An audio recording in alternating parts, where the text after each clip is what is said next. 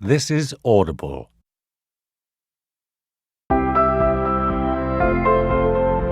Brought to you by Penguin.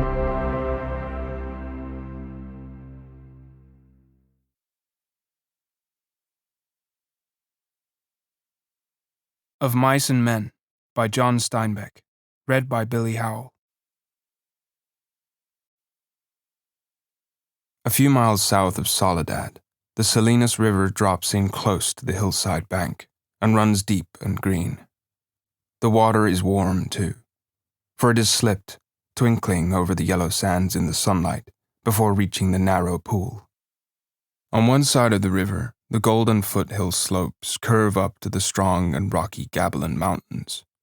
But on the valley side, the water is lined with trees, willows fresh and green with every spring, carrying in their lower leaf junctures the debris of the winter's flooding, and sycamores with mottled, white, recumbent limbs and branches that arch over the pool. On the sandy bank under the trees, the leaves lie deep and so crisp that a lizard makes a great skittering if he runs among them. Rabbits come out of the brush to sit on the sand in the evening, and the damp flats are covered with the night tracks of coons, and with the spread pads of dogs from the ranches, and with the split wedge tracks of deer that come to drink in the dark. There is a path through the willows and among the sycamores, a path beaten hard by boys coming down from the ranches to swim in the deep pool, and beaten hard by tramps who come wearily down from the highway in the evening to jungle up near water. In front of the low horizontal limb of a giant sycamore there is an ash pile made by many fires. The limb is worn smooth by men who have sat on it. Evening of a hot day started the little wind to moving among the leaves. The shade climbed up the hills toward the top. On the sandbanks the rabbits sat as quietly as little gray sculptured stones. And then, from the direction of the state highway, came the sound of footsteps on crisp sycamore leaves. The rabbits hurried noiselessly for cover. A stilted heron labored up into the air and pounded downriver. For a moment, the place was lifeless, and then two men emerged from the path and came into the opening by the green pool. They had walked in single file down the path, and even in the open, one stayed behind the other. Both were dressed in denim trousers and in denim coats with brass buttons. Both wore black, shapeless hats, and both carried tight blanket rolls slung over their shoulders. The first man was small and quick, dark of face, with restless eyes and sharp, strong features. Every part of him was defined. Small, strong hands, slender arms, a thin and bony nose. Behind him walked his opposite, a huge man, shapeless of face, with large, pale eyes, with wide, sloping shoulders, and he walked heavily, dragging his feet a little, the way a bear drags his paws. His arms did not swing at his sides, but hung loosely. The first man stopped short in the clearing, and the follower nearly ran over him. He took off his hat and wiped the sweatband with his forefinger and snapped the moisture off. His huge companion dropped his blankets and flung himself down and drank from the surface of the green pool. Drank with long gulps, snorting into the water like a horse. The small man stepped nervously beside him. "Lennie," he said sharply. "Lennie, for God's sake, don't drink so much." Lennie continued to snort into the pool. The small man leaned over and shook him by the shoulder. "Lennie, you're going to be sick like you was last night." Lennie dipped his whole head under, hat and all, and then he sat up on the bank and his hat dripped down on his blue coat and ran down his back. "That's good," he said. "You drink some, George. You take a good big drink." He smiled happily. George unslung his bindle and dropped it gently on the bank. "I ain't sure it's good water," he said. "Looks kind of scummy." Lennie dabbled his big paw in the water and wiggled his fingers so the water arose in little splashes. Rings widened across the pool to the other side and came back again. Lennie watched them go. "Look, George, look what I done." George knelt beside the pool and drank from his hand with quick scoops. "Tastes all right," he admitted. "Don't really seem to be running, though. You never ought to drink water when it ain't running, Lennie," he said hopelessly. "You'd drink out of a gutter if you was thirsty." He threw a scoop of water into his face and rubbed it about with his hand, under his chin and around the back of his neck. Then he replaced his hat, pushed himself back from the river, drew up his knees, and embraced them. Lennie, who had been watching, imitated George exactly. He pushed himself back, drew up his knees, embraced them, looked over to George to see whether he had it just right. He pulled his hat down a little more over his eyes, the way George's hat was. George stared morosely at the water. The rims of his eyes were red with sun glare. He said angrily, "We could just as well have rode clear to the ranch if that bastard bus driver knew what he was talking about. Just a little stretch down the highway," he says. "Just a little stretch. Goddamn near 4 miles, that's what it was. Didn't want to stop at the ranch gate, that's what. Too goddamn lazy to pull up. Wonder he isn't too damn good to stop in Soledad at all. Kicks us out and says, just a little stretch down the road. I bet it was more than 4 miles. Damn hot day." Lennie looked timidly over to him. "George?" "Yeah, what you want?" "Where are we going, George?" The little man jerked down the brim of his hat and scowled over at Lennie. "So you forgot that already, did you? I gotta tell you again, do I? Jesus Christ, you're a crazy bastard." "I forgot," Lennie said softly. "I tried not to forget. Honest to God I did, George." Okay, I'll tell you again. I ain't got nothing to do. Might just as well spend all my time telling you things and then you forget 'em, and I tell you again." "Tried and tried," said Lennie, "but it didn't do no good. I remember about the rabbits, George." "Oh, the hell with the rabbits. That's all you ever can remember is them rabbits. Okay, now you listen, and this time you got to remember so we don't get in no trouble. You remember sitting in that gutter on Howard Street and watching that blackboard?" Lennie's face broke into a delighted smile. "Why, sure, George, I remember that. But what did we do then?" "I remember some girls come by and you say, the hell with what I says. Remember about us going into Murray and Reddy's, and they give us work cards and bus tickets?" "Oh, sure, George, I remember that now." His hands went quickly into his side coat pockets. He said gently, "George, I ain't got mine. I must have lost it."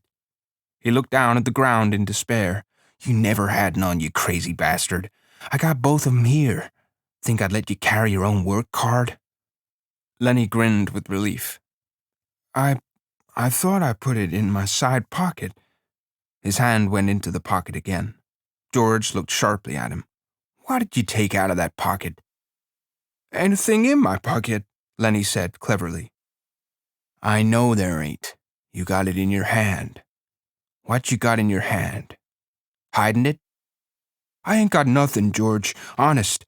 "Come on, give it here." Lennie held his closed hand away from George's direction. "It's only a mouse, George." "A mouse? A live mouse?" Just a dead mouse, George. I didn't kill it, honest. I found it. I found it dead." "Give it here," said George.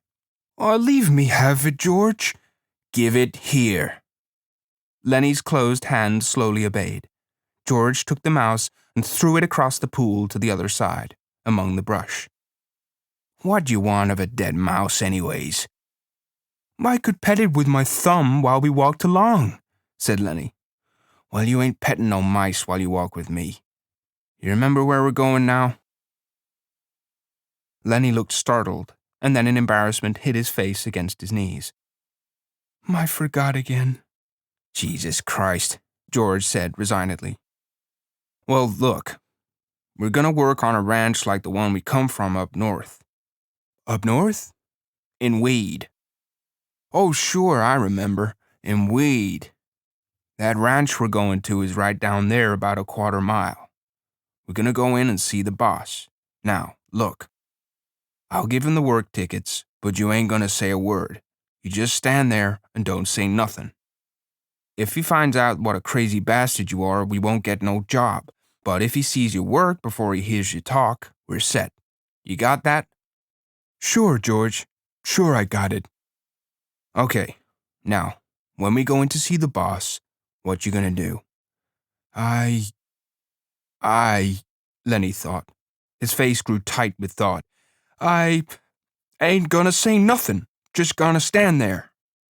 Good boy. That's swell. You say that over 2-3 times so you sure won't forget it. Lennie droned to himself softly. I ain't gonna say nothing. I ain't gonna say nothing. I ain't gonna say nothing. Okay, said George. And you ain't gonna do no bad things like you done in Weed neither. Lennie looked puzzled. Like I done in Weed? Oh, so you forgot that too, did you? Well, I ain't gonna remind you. Fear you do it again. A light of understanding broke on Lennie's face. They run us out of Weed, he exploded triumphantly.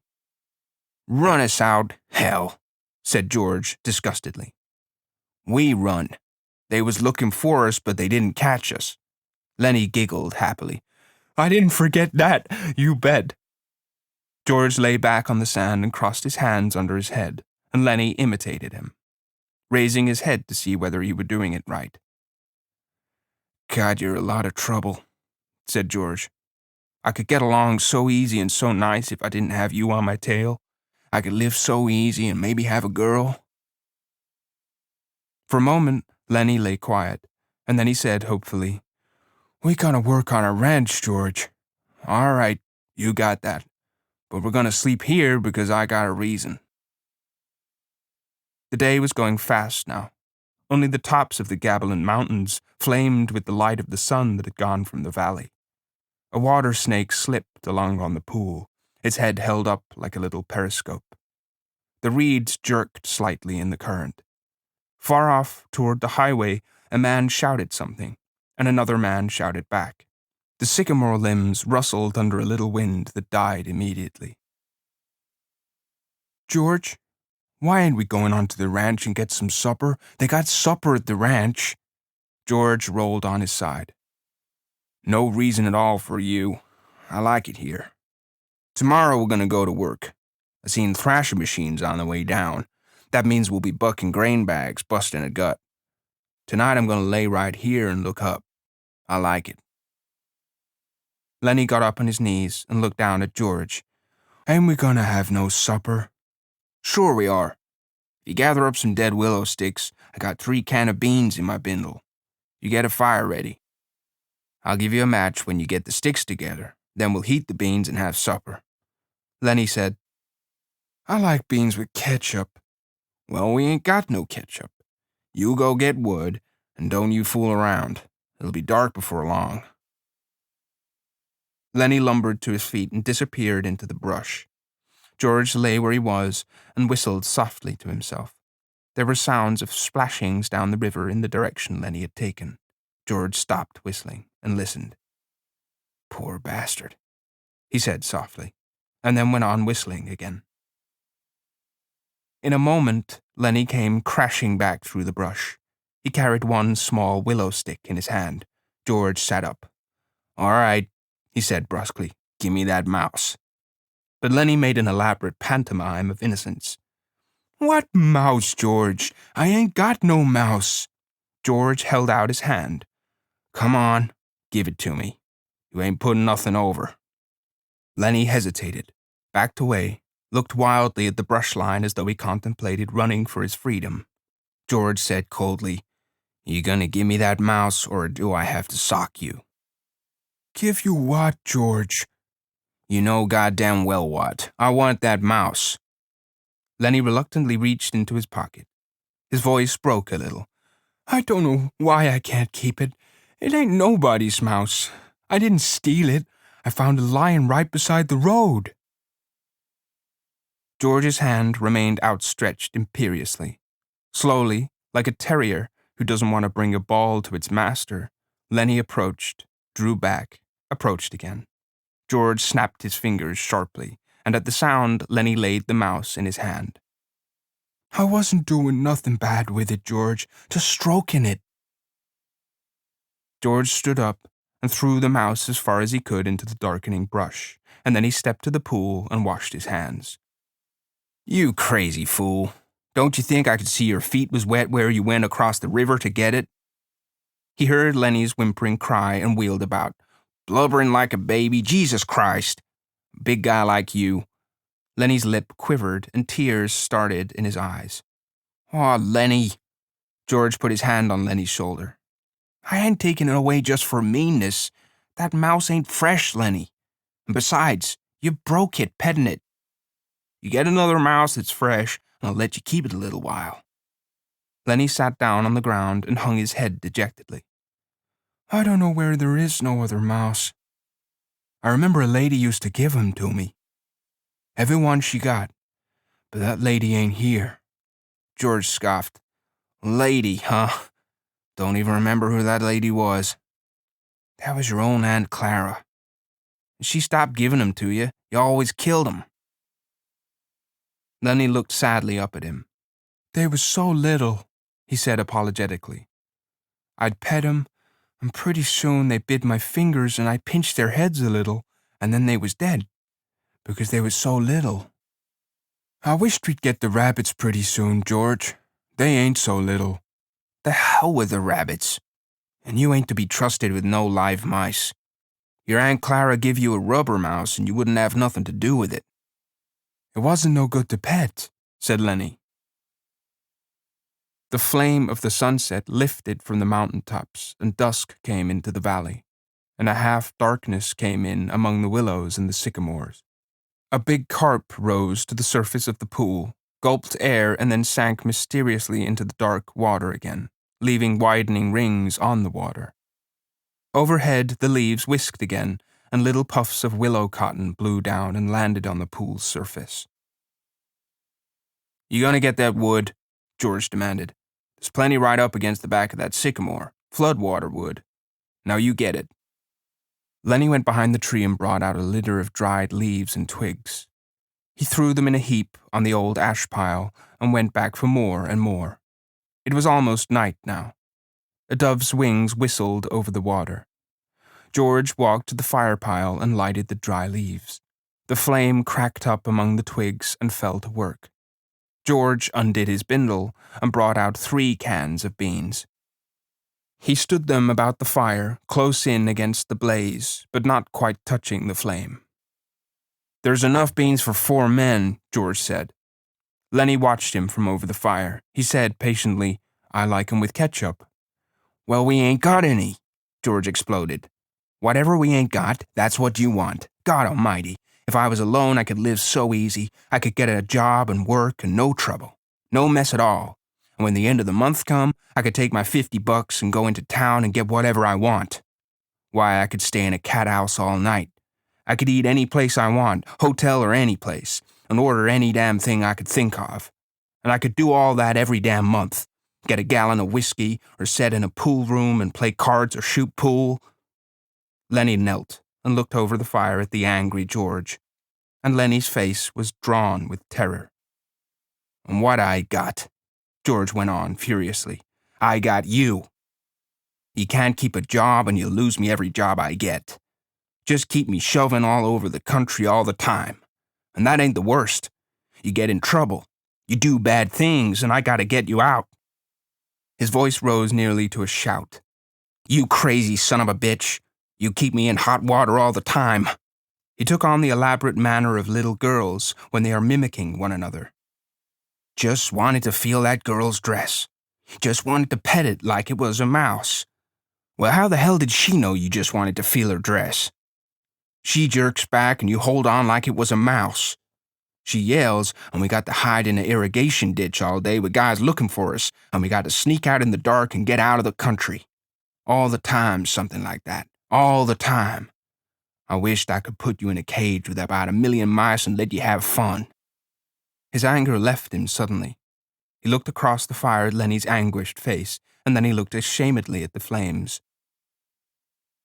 It was quite dark now, but the fire lighted the trunks of the trees and the curving branches overhead. Lennie crawled slowly and cautiously around the fire until he was close to George. He sat back on his heels. George turned the bean cans so that another side faced the fire. He pretended to be unaware of Lennie so close beside him. George? Very softly, no answer. George, what do you want? I was only fooling, George. I don't want no ketchup. I wouldn't need no ketchup if it was right here beside me. If it was here, you could have some. But I wouldn't eat none, George. I'd leave it all for you. You could cover your beans with it and I wouldn't touch none of it. George still stared morosely at the fire. When I think of the swell time I could have without you, I go nuts. I never get no peace. Lennie still knelt and looked off into the darkness across the river. George, you want I should go away and leave you alone? Where the hell could you go? Well, I could go off in the hills there, someplace I'd find a cave. Yeah? How'd you eat? You ain't got sense enough to find nothing to eat. I'd find things, George. I don't need no nice food with ketchup. I'd lay out in the sun and nobody'd hurt me. And if I found a mouse, I could keep it. Nobody'd take it away from me. George looked quickly and searchingly at him. I been mean, ain't I? If you don't want me, I can go off in the hills and find a cave. I can go away any time. No, look, I was just fooling, Lennie, 'cause I want you to stay with me. Trouble with mice is you always kill 'em. He paused. Tell you what I'll do, Lennie. First chance I get, I'll give you a pup. Maybe you wouldn't kill it. That'd be better than mice, and you could pet it harder. Lennie avoided the bait. He had sensed his advantage. If you don't want me, you only just gotta say so, and I'll go off in those hills right there. Right up in those hills and live by myself. And I won't get no mice stole from me. George said, I want you here with me, Lennie. Jesus Christ, somebody'd shoot you for a coyote if you was by yourself. No, you stay with me. Your Aunt Clara wouldn't like you running off by yourself, even if she is dead. Lennie spoke craftily. Tell me, like you done before. Tell you what? About the rabbits. George snapped. You ain't gonna put nothing over on me. Lennie pleaded. Come on, George. Tell me, please, George. Like you done before. You get a kick out of that, don't you? All right, I'll tell you. Then we'll eat our supper. George's voice became deeper. He repeated his words rhythmically, as though he had said them many times before. Guys like us, that work on ranches, are the loneliest guys in the world. They got no family. They don't belong no place. They come to a ranch and work up a stake, and then they go into town and blow their stake. And the first thing you know, they're pounding their tail on some other ranch. They ain't got nothing to look ahead to. Lennie was delighted. That's it. That's it. Now tell how it is with us. George went on. With us, it ain't like that. We got a future. We got somebody to talk to that gives a damn about us. We don't have to sit in no bar room blowing in our jack just because we got no place else to go. If them other guys gets in jail, they can rot for all anybody gives a damn, but not us. Lennie broke in, but not us. And why? Because I got you to look after me, and you got me to look after you, and that's why. He laughed delightedly. Go on now, George. You got it by heart. You can do it yourself. No, you. I forget some of the things. Tell about how it's gonna be. Okay. Someday, we're gonna get the jack together and we're gonna have a little house and a couple of acres and a cow and some pigs and live off the fat of the land, Lennie shouted, and have rabbits. Go on, George. Tell about what we're gonna have in the garden and about the rabbits in the cages and about the rain in the winter and the stove and how thick the cream is on the milk like you can hardly cut it. Tell about that, George. Why don't you do it yourself? You know all of it. No, you tell it. It ain't the same if I tell it. Go on, George. How I get to tend the rabbits. Well, said George, we'll have a big vegetable patch. and a rabbit hutch, and chickens. And when it rains in the winter, we'll just say the hell with going to work. And we'll build up a fire in the stove and sit around it and listen to the rain coming down on the roof. Nuts. He took out his pocket knife. I ain't got time for no more. He drove his knife through the top of one of the bean cans, sawed out the top, and passed the can to Lennie. Then he opened a second can. From his side pocket, he brought out 2 spoons and passed one of them to Lennie. They sat by the fire and filled their mouths with beans and chewed mightily. A few beans slipped out of the side of Lennie's mouth. George gestured with his spoon. What you gonna say tomorrow when the boss asks you questions? Lennie stopped chewing and swallowed. His face was concentrated. I ain't gonna say a word. Good boy. That's fine, Lennie. Maybe you're getting better. When we get the couple of acres, I can let you tend the rabbits all right. Especially if you remember as good as that. Lennie choked with pride. I can remember, he said. George motioned with his spoon again. Look, Lennie, I want you to look around here. You can remember this place, can't you? The ranch is about a quarter mile up that way. Just follow the river. Sure, said Lennie. I can remember this. Didn't I remember about not going to say a word? Course you did. Well, look, Lennie, if you just happen to get in trouble like you always done before, I want you to come right here and hide in the brush. Hide in the brush, said Lennie slowly. Hide in the brush till I come for you. Can you remember that? Sure I can, George. Hide in the brush till you come.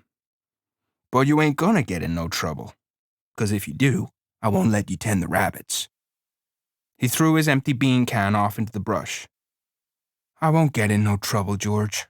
I ain't gonna say a word. Okay. Bring your bindle over here by the fire. It's gonna be nice sleeping here. Looking up in the leaves. Don't build up no more fire. We'll let her die down. They made their beds on the sand, and as the blaze dropped from the fire, the sphere of light grew smaller. The curling branches disappeared, and only a faint glimmer showed where the tree trunks were. From the darkness, Lennie called, George, you asleep? No. What do you want? Let's have different color rabbits, George. Sure we will, George said sleepily. Red and blue and green rabbits, Lennie. Millions of them. Furry ones, George, like I seen in the fair in Sacramento. Sure, furry ones. 'Cause I can just as well go away, George, and live in a cave. You can just as well go to hell, said George. Shut up now. The red light dimmed on the coals. Up the hill from the river a coyote yammered, and a dog answered from the other side of the stream. The sycamore leaves whispered in a little night breeze.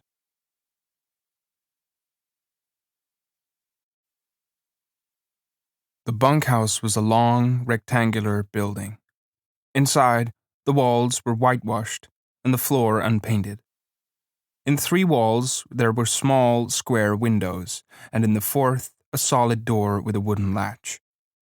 Against the walls were 8 bunks, 5 of them made up with blankets, and the other 3 showing their burlap ticking. Over each bunk, there was nailed an apple box with the opening forward, so that it made 2 shelves for the personal belongings of the occupant of the bunk.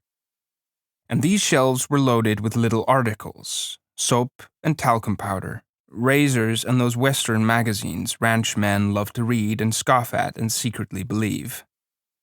And there were medicines on the shelves and little vials, combs, and from nails on the box sides, a few neckties. Near one wall, there was a black cast-iron stove, its stovepipe going straight up through the ceiling. In the middle of the room stood a big square table littered with playing cards, and around it were grouped boxes for the players to sit on. At about 10 o'clock in the morning, the sun threw a bright, dust-laden bar through one of the side windows, and in and out of the beam flies shot like rushing stars. The wooden latch raised. The door opened, and a tall, stoop-shouldered old man came in. He was dressed in blue jeans, and he carried a big push broom in his left hand. Behind him came George, and behind George, Lennie.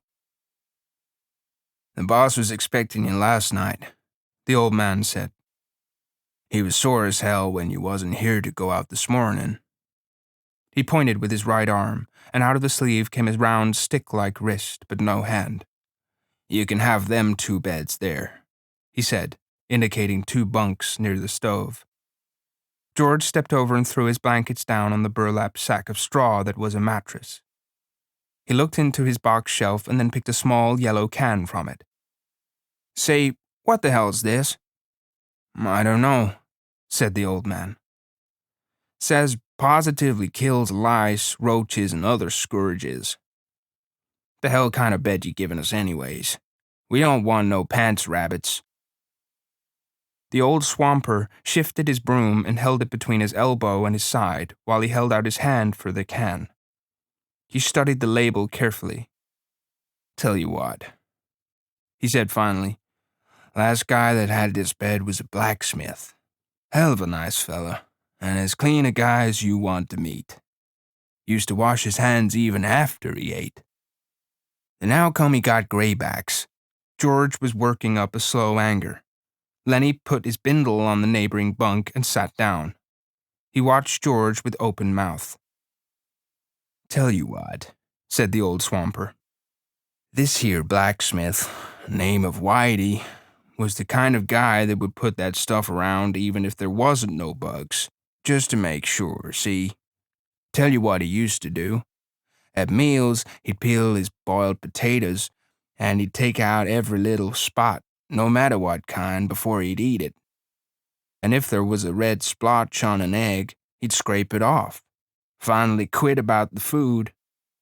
That's the kind of guy he was. Clean. Used to dress up Sundays, even when he wasn't going no place.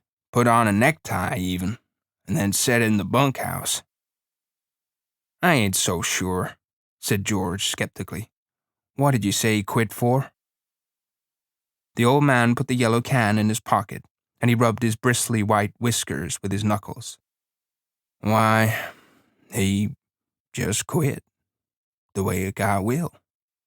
Says it was the food. Just wanted to move. Didn't give no other reason but the food. Just says, 'Give me my time,' one night. The way any guy would." George lifted his tick and looked underneath it. He leaned over and inspected the sacking closely. Immediately, Lennie got up and did the same with his bed.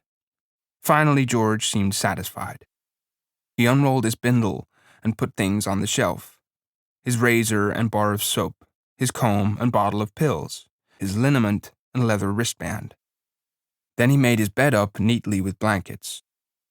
The old man said, "I guess the boss'll be out here in a minute. He was sure burned when you wasn't here this morning. Come right in when we was eating breakfast and says, 'Where the hell's them new men?' And he gives a stable buck hell, too." George patted a wrinkle out of his bed and sat down. "Give the stable buck hell?" he asked. "Sure. You see, the stable buck's a nigger." "Nigger, huh?" "Yeah. Nice fella, too. Got a crooked back where a horse kicked him. The boss gives him hell when he's mad. But the stable buck don't give a damn about that. He reads a lot. Got books in his room." "What kind of guy is the boss?" George asked. "Well, he's a pretty nice fella.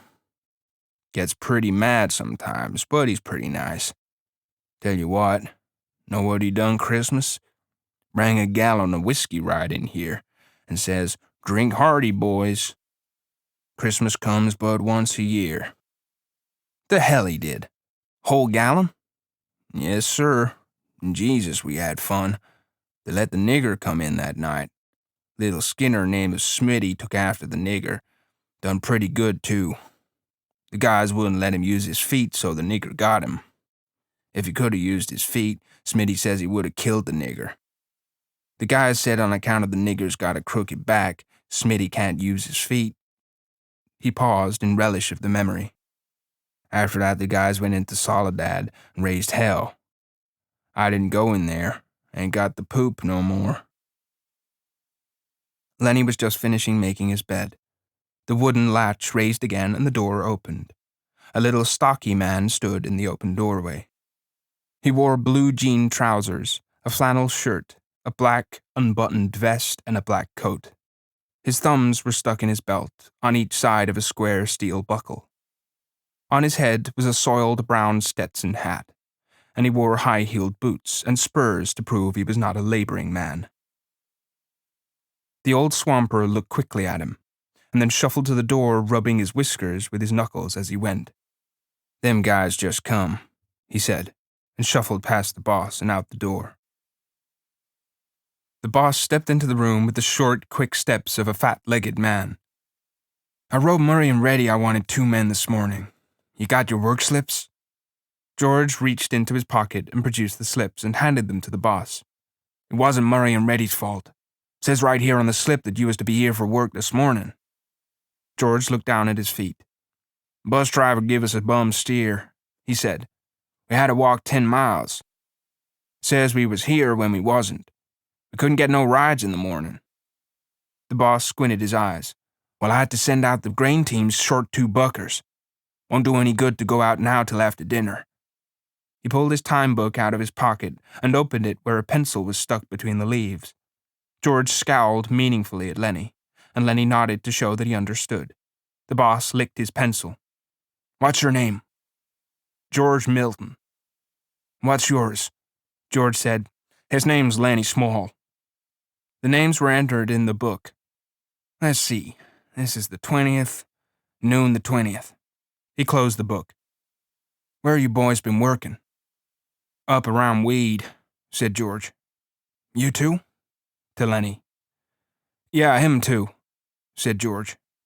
The boss pointed a playful finger at Lennie. "He ain't much of a talker, is he?" "No, he ain't. But he's sure a hell of a good worker, strong as a bull." Lennie smiled to himself. "Strong as a bull," he repeated. George scowled at him, and Lennie dropped his head in shame at having forgotten. The boss said suddenly, "Listen, Small." Lennie raised his head. "What can you do?" In a panic, Lennie looked at George for help. "He can do anything you tell him," said George. "He's a good skinner. He can wrestle grain bags, drive a cultivator. He can do anything. Just give him a try." The boss turned on George.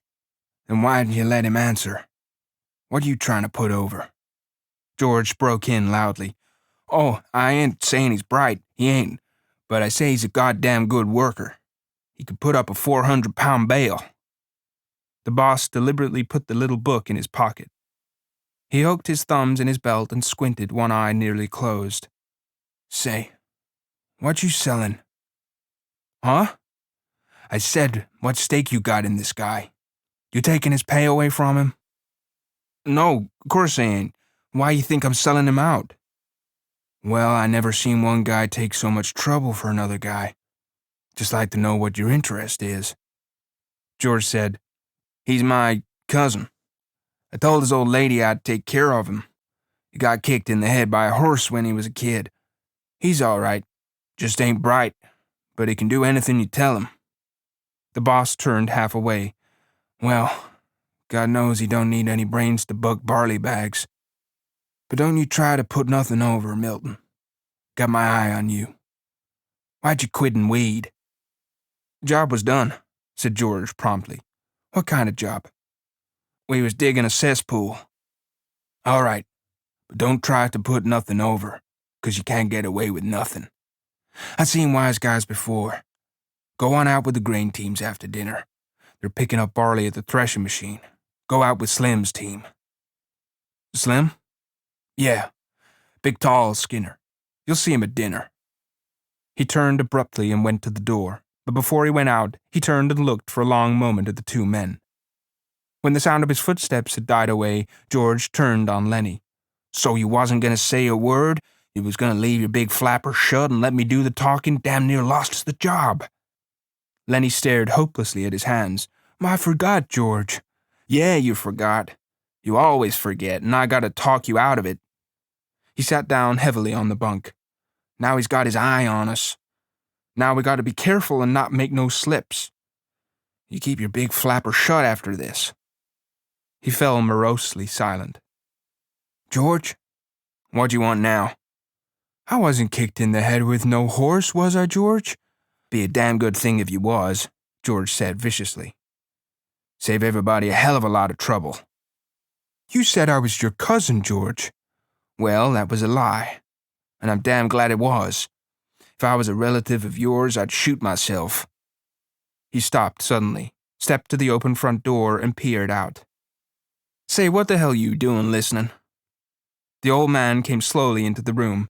He had his broom in his hand, and at his heels there walked a drag-footed sheepdog, grey of muzzle, and with pale, blind old eyes. The dog struggled lamely to the side of the room and lay down, grunting softly to himself and licking his grizzled, moth-eaten coat. The swamper watched him until he was settled. "I wasn't listening. I was just standing in the shade a minute scratching my dog. Just now finished swamping out the wash house." "You was poking your big ears into our business," George said. "I don't like nobody to get nosy." The old man looked uneasily from George to Lennie, and then back. "I just come there," he said. "I didn't hear nothing you guys was saying. I ain't interested in nothing you was saying. A guy on a ranch don't never listen nor he don't ask no questions." "Damn right he don't," said George, slightly mollified. "Not if he wants to stay working long." But he was reassured by the swamper's defense. "Come on in, sit down a minute," he said. "That's a hell of an old dog." "Yeah, I had him ever since he was a pup. God, he was a good sheepdog when he was younger." He stood his broom against the wall, and he rubbed his white, bristled cheek with his knuckles. "How'd you like the boss?" he asked. "Pretty good. Seemed all right." "He's a nice fella," the swamper agreed. "You got to take him right." At that moment, a young man came into the bunkhouse, a thin young man with a brown face, with brown eyes, and a head of tightly curled hair. He wore a work glove on his left hand, and, like the boss, he wore high-heeled boots. "Seen my old man?" he asked. The swamper said, "He was just here a minute ago, Curly. Went over to the cookhouse, I think." "I'll try to catch him," said Curly. His eyes passed over the new men, and he stopped. He glanced coldly at George and then at Lennie. His arms gradually bent at the elbows, and his hands closed into fists. He stiffened and went into a slight crouch. His glance was at once calculating and pugnacious. Lennie squirmed under the look and shifted his feet nervously. Curly stepped gingerly close to him. "You the new guys the old man was waiting for?" "We just come in," said George. "Let the big guy talk." Lennie twisted with embarrassment. George said, "S'pose he don't want to talk." Curly lashed his body around. "By Christ, he's got to talk when he's spoke to. What the hell are you getting into it for?" "We traveled together," said George coldly. "Oh, so it's that way." George was tense and motionless. "Yeah, it's that way." Lennie was looking helplessly to George for instruction. "And you won't let the big guy talk, is that it?" "He can talk if he wants to tell you anything." He nodded slightly to Lennie. "We just come in," said Lennie softly. Curly stared levelly at him. "Well, next time you answer when you're spoke to." He turned toward the door and walked out, and his elbows were still bent out a little. George watched him out, and then he turned back to the swamper. "Say, what the hell's he got on his shoulder? Lennie didn't do nothing to him." The old man looked cautiously at the door to make sure no one was listening. "That's the boss's son," he said quietly.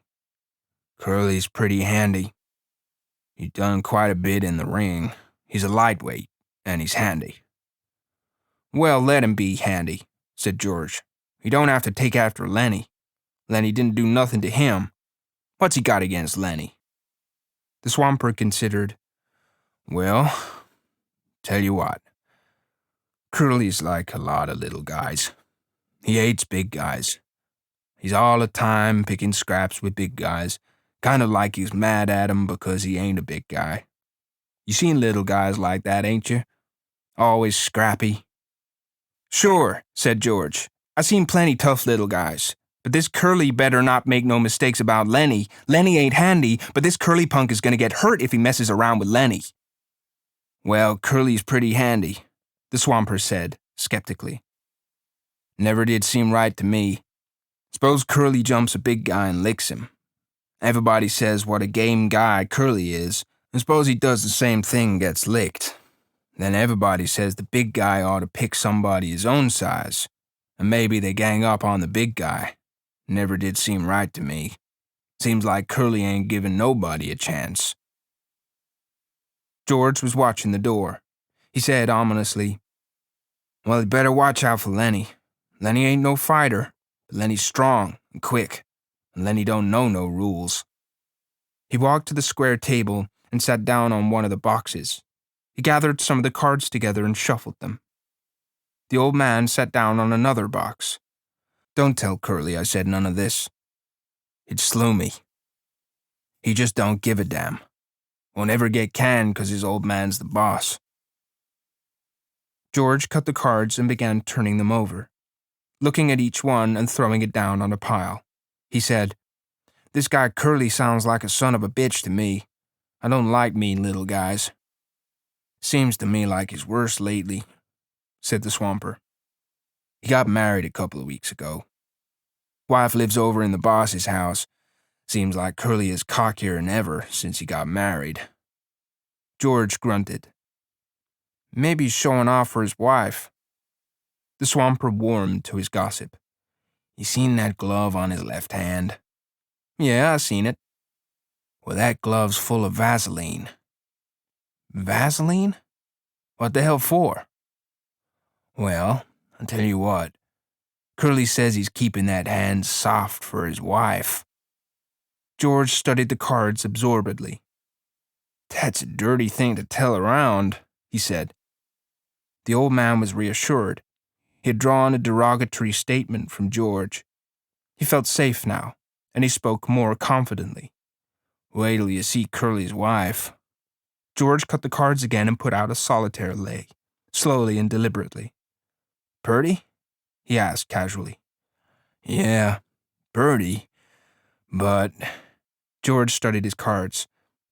But what? Well, she got the eye. Yeah? Married 2 weeks and got the eye? Maybe that's why Curly's pants is full of ants. I seen her give Slim the eye. Slim's a jerkline Skinner. Hell of a nice fella. Slim don't need to wear no high-heeled boots on a grain team. I seen her give Slim the eye. Curly never seen it. And I seen her give Carlson the eye.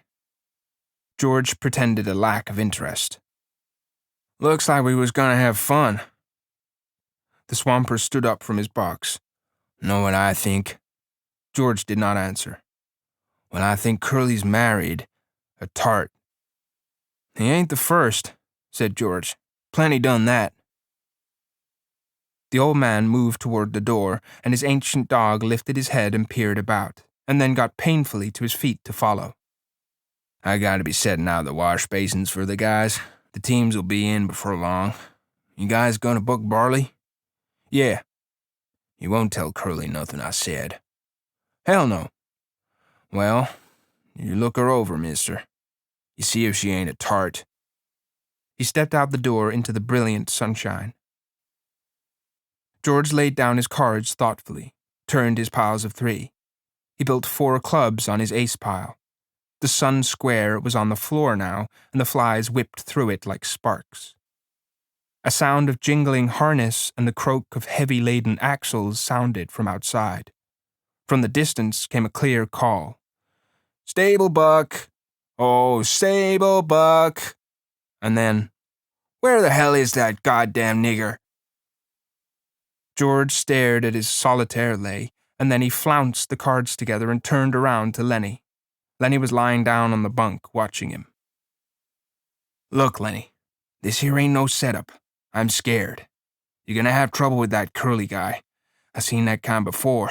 He was kind of feeling you out. He figures he's got you scared and he's going to take a sock at you the first chance he gets."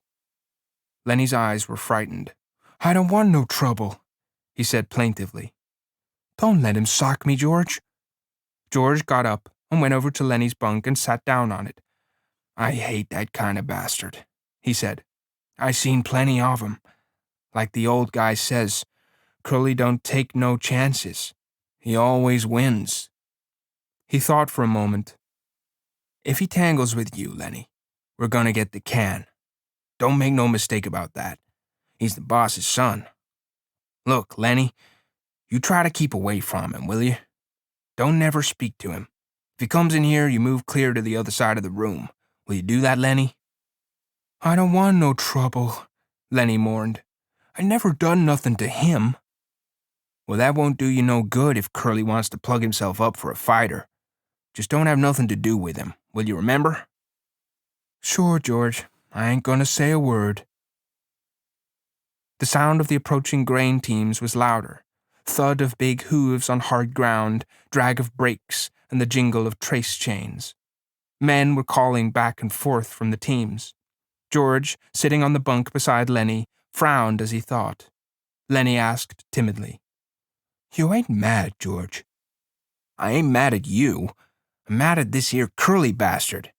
Oh, we was going to get a little stake together, maybe $100. His tone grew decisive. "You keep away from Curly, Lennie." "Sure I will, George. I won't say a word." "Don't let him pull you in. But if the son of a bitch socks you, let him have it." "Let him have what, George?" Never mind. I'll tell you when. I hate that kind of a guy. Look, Lennie, you get in any kind of trouble, you remember what I told you to do." Lennie raised up on his elbow, his face contorted with thought, then his eyes moved sadly to George's face. "If I get in any trouble, you ain't gonna let me tend the rabbits." "That's not what I meant. Remember where we slept last night, down by the river?" "Yeah, I remember. Oh, sure, I remember.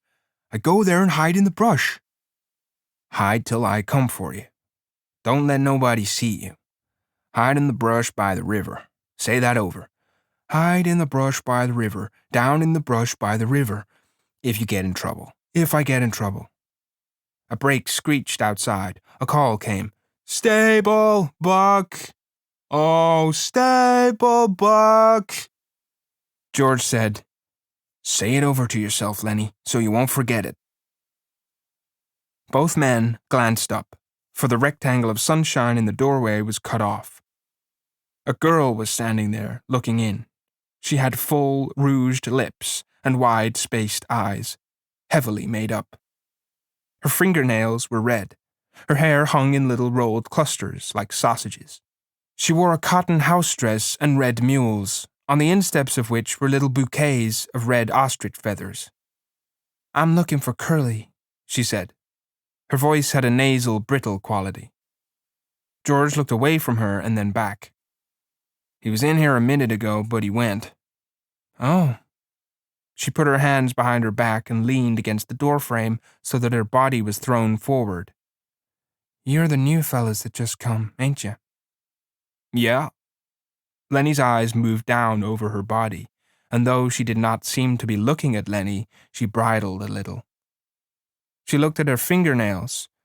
"Sometimes Curly's in here," she explained. George said brusquely, "Well, he ain't now." "If he ain't, I guess I better look someplace else," she said playfully. Lennie watched her, fascinated.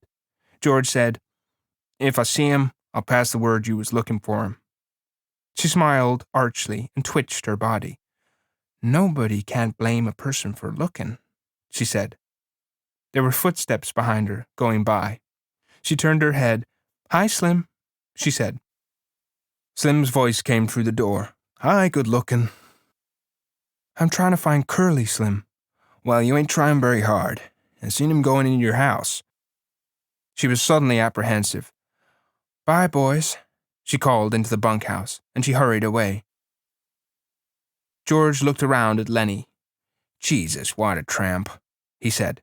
"So that's what Curly picks for a wife?" She's purty, said Lennie defensively. Yeah, and she's sure hiding it. Curly got his work ahead of him. Bet she'd clear out for $20. Lennie still stared at the doorway where she had been. Gosh, she was purty. He smiled admiringly. George looked quickly down at him, and then he took him by an ear and shook him. Listen to me, you crazy bastard, he said fiercely. Don't you even take a look at that bitch. I don't care what she says and what she does. I seen 'em poison before, but I never seen no piece of jailbait worse than her. You leave her be. Lennie tried to disengage his ear. I never done nothing, George. No, you never. But when she was standing in the doorway showing her legs, you wasn't looking the other way neither. I never meant no harm, George. Honest, I never. Well, you keep away from her, 'cause she's a rat trap if I ever seen one. You let Curly take the rap. He let himself in for it, glove full of Vaseline, George said disgustedly. And I bet he's eating raw eggs and riding to the patent medicine houses. Lennie cried out suddenly. I don't like this place, George. This ain't no good place. I want to get out of here. We gotta keep it till we get a stake. We can't help it, Lennie. We'll get out just as soon as we can. I don't like it no better than you do. He went back to the table and set out a new solitaire hand. No, I don't like it, he said. For 2 bits I'd shove out of here. If we can get just a few dollars in the poke, we'll shove off and go up the American River and pan gold. We can make maybe a couple of dollars a day there, and we might hit a pocket. Lennie leaned eagerly toward him. Let's go, George. Let's get out of here. It's mean here. We gotta stay, George said shortly. Shut up now. The guys will be coming in. From the washroom nearby came the sound of running water and rattling basins. George studied the cards. Maybe we ought to wash up, he said, but we ain't done nothing to get dirty. A tall man stood in the doorway. He held a crushed Stetson hat under his arm while he combed his long, black, damp hair straight back. Like the others, he wore blue jeans and a short denim jacket. When he had finished combing his hair, he moved into the room, and he moved with a majesty only achieved by royalty and master craftsmen. He was a jerkline skinner, the prince of the ranch, capable of driving 10, 16, even 20 mules with a single line to the leaders. He was capable of killing a fly on the wheeler's butt with a bullwhip without touching the mule.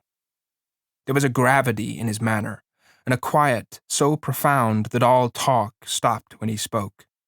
His authority was so great that his word was taken on any subject, be it politics or love. This was Slim, the jerkline skinner. His hatchet face was ageless. He might have been 35 or 50.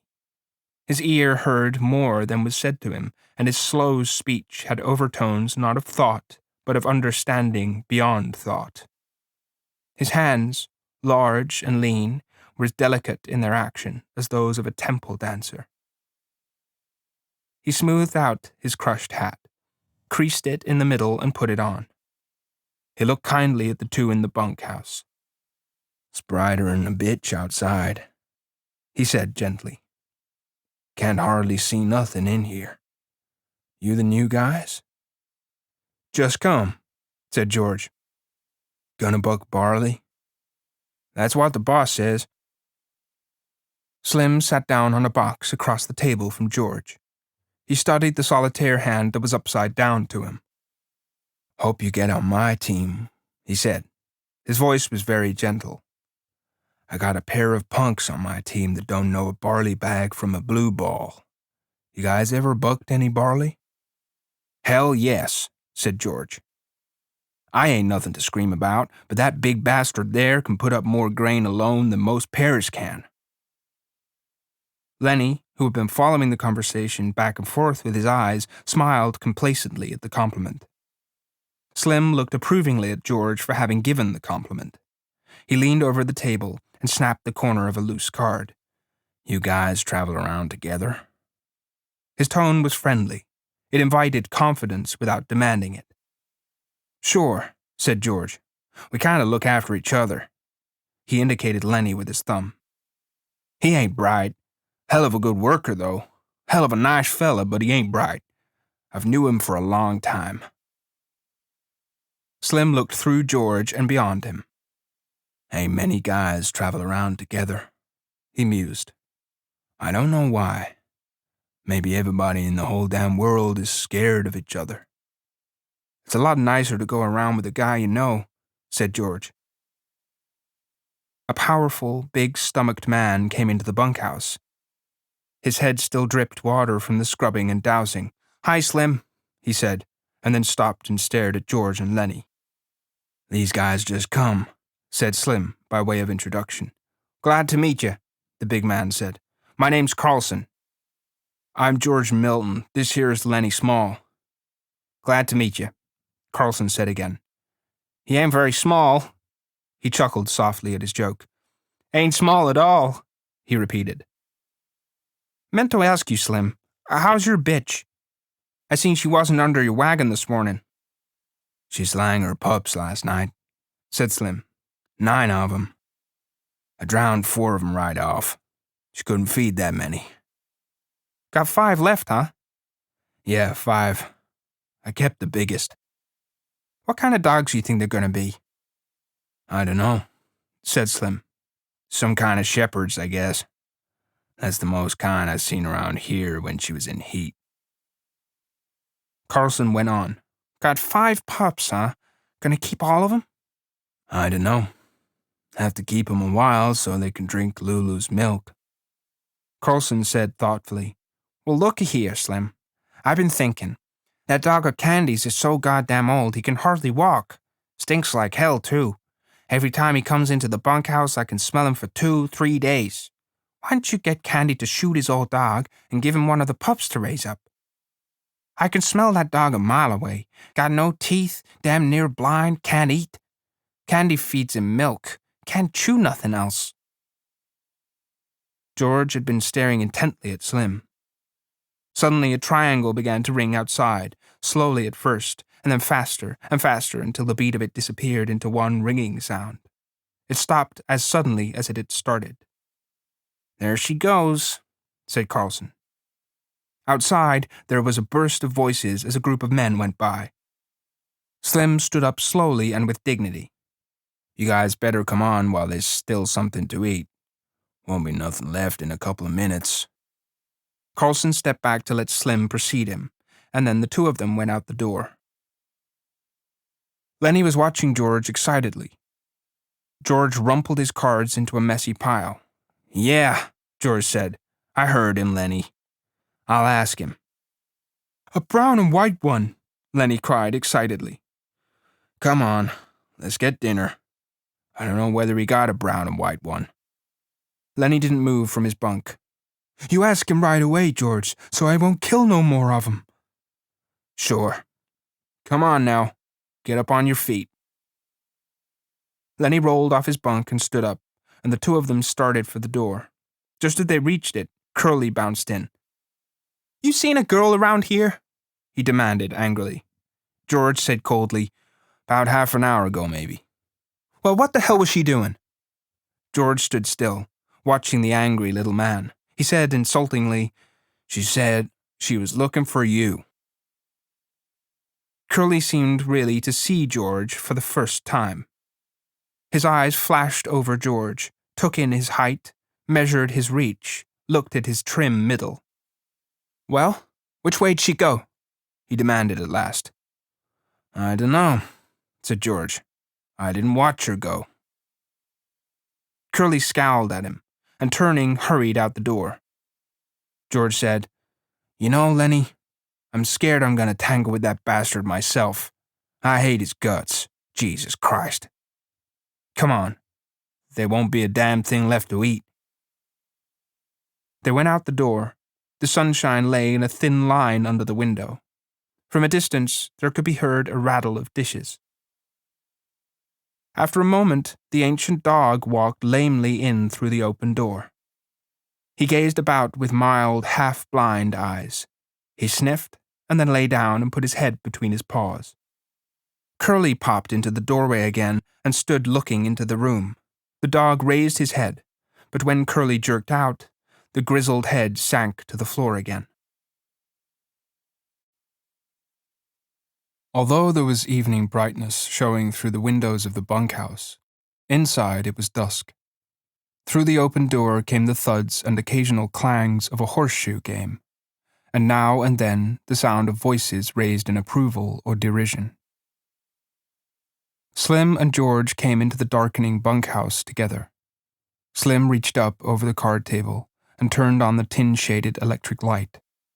Instantly the table was brilliant with light, and the cone of the shade threw its brightness straight downward, leaving the corners of the bunkhouse still in dusk. Slim sat down on a box, and George took his place opposite. "It wasn't nothing," said Slim. "I would have had to drown most of 'em anyways. No need to thank me about that."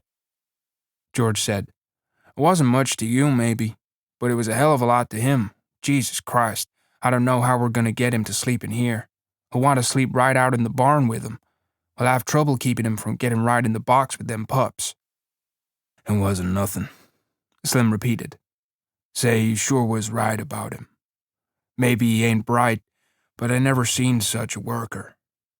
He damn near killed his partner bucking barley. There ain't nobody can keep up with him. God almighty, I never seen such a strong guy." George spoke proudly. "Just tell Lennie what to do, and he'll do it if it don't take no figuring. He can't think of nothing to do himself, but he sure can take orders." There was a clang of horseshoe on iron stake outside and a little cheer of voices. Slim moved back slightly so the light was not on his face. "Funny how you and him string along together." It was Slim's calm invitation to confidence. "What's funny about it?" George demanded defensively. "Oh, I dunno. Hardly none of the guys ever travel together. I hardly never seen two guys travel together. You know how the hands are. They just come in and get their bunk and work a month, and then they quit and go out alone. Never seem to give a damn about nobody. Just seems kind of funny a cuckoo like him and a smart little guy like you traveling together." "He ain't no cuckoo," said George. "He's dumb as hell, but he ain't crazy. And I ain't so bright neither, or I wouldn't be bucking barley for my 50 and found. If I was bright, if I was even a little bit smart, I'd have my own little place, and I'd be bringing in my own crops, instead of doing all the work and not getting what comes up out of the ground." George fell silent. He wanted to talk. Slim neither encouraged nor discouraged him. He just sat back quiet and receptive. "It ain't so funny, him and me going around together," George said at last. "Him and me was both born in Auburn. I knowed his Aunt Clara. She took him when he was a baby and raised him up. When his Aunt Clara died, Lennie just come along with me out working. Got kind of used to each other after a little while." Said Slim. George looked over at Slim and saw the calm, godlike eyes fastened on him. "Funny," said George. "I used to have a hell of a lot of fun with him.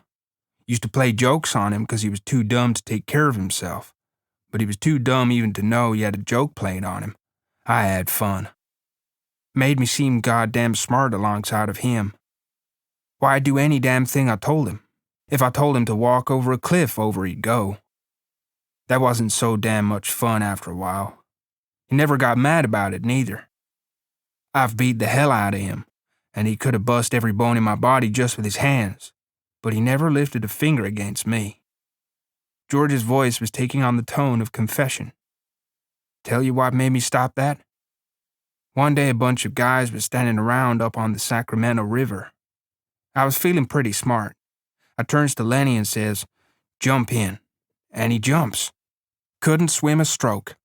He damn near drowned before we could get him, and he was so damn nice to me for pulling him out, clean forgot I told him to jump in.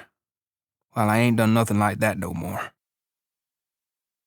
"He's a nice fella," said Slim. "Guys don't need no sense to be a nice fella. Seems to me sometimes it just works the other way around. Take a real smart guy, and he ain't hardly ever a nice fella." George stacked the scattered cards and began to lay out his solitaire hand. The shoes thudded on the ground outside. At the windows, the light of the evening still made the window squares bright. "I ain't got no people," George said. "I seen the guys that go around on the ranches alone. That ain't no good. They don't have no fun. After a long time, they get mean. They get wanting to fight all the time." "Yeah, they get mean," Slim agreed. "They get so they don't want to talk to nobody." "Of course Lennie's a goddamn nuisance most of the time," said George. "But you get used to going around with a guy and you can't get rid of him." "He ain't mean," said Slim. "I can see Lennie ain't a bit mean." "Of course he ain't mean. But he gets in trouble all the time because he's so goddamn dumb. Like what happened in Weed." He stopped in the middle of turning over a card. He looked alarmed and peered over at Slim. "You wouldn't tell nobody." "What did he do in Weed?" Slim asked calmly. "You wouldn't tell." "No, of course you wouldn't." "What did he do in Weed?" Slim asked again. "Well, he seen this girl in a red dress. Dumb bastard like he is, he wants to touch everything he likes. Just wants to feel it. So he reaches out to feel this red dress, and the girl lets out a squawk. And that gets Lennie all mixed up, and he holds on, 'cause that's the only thing he can think to do. Well, this girl squawks and squawks. I was just a little bit off, and I heard all the yelling. So I comes running, and by that time, Lennie's so scared all he can think to do is just hold on. I socked him over the head with a fence picket to make him let go. He was so scared he couldn't let go of that dress. And he's so goddamn strong, you know?" Slim's eyes were level and unwinking. He nodded very slowly. "So what happens?" George carefully built his line of solitaire cards. "Well, that girl rabbits in, tells the law she been raped. The guys in Weed start a party out to lynch Lennie. So we sit in an irrigation ditch underwater all the rest of that day. Got only our heads sticking out from the side of the ditch, and that night we scrammed out of there." Slim sat in silence for a moment. "Didn't hurt the girl none, huh?" he asked finally. "Hell no. He just scared her. I'd be scared too if he grabbed me, but he never hurt her. He just wanted to touch that red dress like he wants to pet them pups all the time." "He ain't mean," said Slim. "I can tell a mean guy a mile off." "Of course he ain't. And he'll do any damn thing Lennie came in through the door. He wore his blue denim coat over his shoulders like a cape, and he walked hunched way over. "Hi, Lennie," said George. "How'd you like the pup now?" Lennie said breathlessly, "He's brown and white just like I wanted." He went directly to his bunk and lay down and turned his face to the wall and drew up his knees. George put down his cards very deliberately. "Lennie," he said sharply. Lennie twisted his neck and looked over his shoulder. "Huh? What you want, George?" "Told you couldn't bring that pup in here." "What pup, George? I ain't got no pup." George went quickly to him, grabbed him by the shoulder and rolled him over. He reached down and picked the tiny puppy from where Lennie had been concealing it against his stomach. Lennie sat up quickly. "Give him to me, George," George said. "You get right up and take this pup back to the nest. He's got to sleep with his mother. You want to kill him? Just born last night and you take him out of the nest? You take him back or I'll tell Slim not to let you have him." Lennie held out his hands pleadingly. "Give him to me, George. I'll take him back. I didn't mean no harm, George. Honest, I didn't. I just wanted to pet him a little." George handed the pup to him. "All right. You get him back there quick. And don't you take him out no more. You'll kill him. The first thing you know." Lennie fairly scuttled out of the room. Slim had not moved. His calm eyes followed Lennie out the door. "Jesus," he said. "He's just like a kid, ain't he?" "Sure, he's just like a kid. There ain't no more harm in him than a kid neither, except he's so strong. I bet he won't come in here to sleep tonight. He'd sleep right alongside that box in the barn. Well, let him. He ain't doing no harm out there. It was almost dark outside now. Old Candy, the swamper, came in and went to his bunk, and behind him struggled his old dog. Hello, Slim. Hello, George. Didn't either of you play horseshoes? I don't like to play every night, said Slim. Candy went on. Either you guys got a slug of whiskey, I got a gut ache. I ain't, said Slim. I'd drink it myself if I had, and I ain't got a gut ache neither. Got a bad gut ache, said Candy. Them goddamn turnips give it to me. I knowed they was going to before I ever eat 'em. The thick-bodied Carlson came in out of the darkening yard. He walked to the other end of the bunkhouse and turned on the second shaded light. Darker'n hell in here, he said. Jesus, how that nigger can pitch shoes. He's plenty good, said Slim. Damn right he is, said Carlson. He don't give nobody else a chance to win. He stopped and sniffed the air, and still sniffing, looked down at the old dog. God almighty, that dog stinks. Get him out of here, Candy. I don't know nothing that stinks as bad as an old dog. You gotta get him out. Candy rolled to the edge of his bunk. He reached over and patted the ancient dog, and he apologized. I've been around him so much I never notice how he stinks. Well, I can't stand him in here, said Carlson. That stink hangs around even after he's gone. He walked over with his heavy-legged stride and looked down at the dog. Got no teeth, he said. He's all stiff with rheumatism. He ain't no good to you, Candy. And he ain't no good to himself. Why don't you shoot him, Candy? The old man squirmed uncomfortably. Well, hell, I had him so long. Had him since he was a pup. I herded sheep with him, he said proudly. You wouldn't think it to look at him now, but he was the best damn sheepdog I ever seen. George said, I seen a guy in Weed that had an Airedale could herd sheep, and learned it from the other dogs. Carlson was not to be put off. Look, Candy, this old dog just suffers himself all the time. If you was to take him out and shoot him right at the back of the head, he leaned over and pointed, right there, why, he'd never know what hit him. Candy looked about unhappily. No, he said softly. No. I couldn't do that. I had him too long. He don't have no fun, Carlson insisted, and he stinks to beat hell. Tell you what, I'll shoot him for you. Then it won't be you that does it. Candy threw his legs off his bunk. He scratched the white stubble whiskers on his cheek nervously. I'm so used to him, he said softly. I had him from a pup. Well, you ain't being kind to him keeping him alive, said Carlson. Look, Slim's bitch got a litter right now. Bet Slim would give you one of them pups to raise up, wouldn't you, Slim? The Skinner had been studying the old dog with his calm eyes. Yeah, he said. You can have a pup if you want to. He seemed to shake himself free for speech. Carl's right, Candy. That dog ain't no good to himself. I wish somebody'd shoot me if I got old and a cripple. Candy looked helplessly at him, for Slim's opinions were law. Maybe it'd hurt him, he suggested. I don't mind taking care of him. Carlson said, The way I'd shoot him, he wouldn't feel nothing. I put the gun right there, he pointed with his toe. Right back of the head, he wouldn't even quiver. Candy looked for help from face to face. It was quite dark outside by now. A young laboring man came in.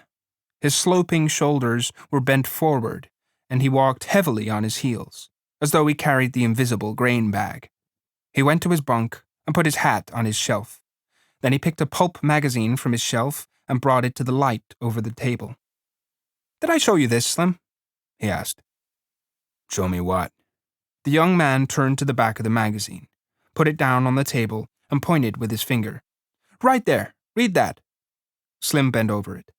Go on, said the young man. Read it out loud. Dear editor, Slim read slowly. I read your mag for 6 years, and I think it is the best on the market. I like stories by Peter Rand. I think he is a wing-ding. Give us more like the Dark Rider. I don't write many letters. Just thought I would tell you I think your mag is the best time's worth I ever spent. Slim looked up questioningly. What do you want me to read that for? Wit said, Go on, read the name at the bottom. Slim read, Yours for Success, William Tenner. He glanced up at Wit again. What do you want me to read that for? Wit closed the magazine impressively. Don't you remember Bill Tenner? Worked here about 3 months ago. Slim thought. Little guy? He asked. Drove a cultivator? That's him, Wit cried. That's the guy. You think he's the guy who wrote this letter? I know it. Bill and me was in here one day. Bill had one of them books that just come. He was looking in it, and he says, I wrote a letter. Wonder if they put it in the book.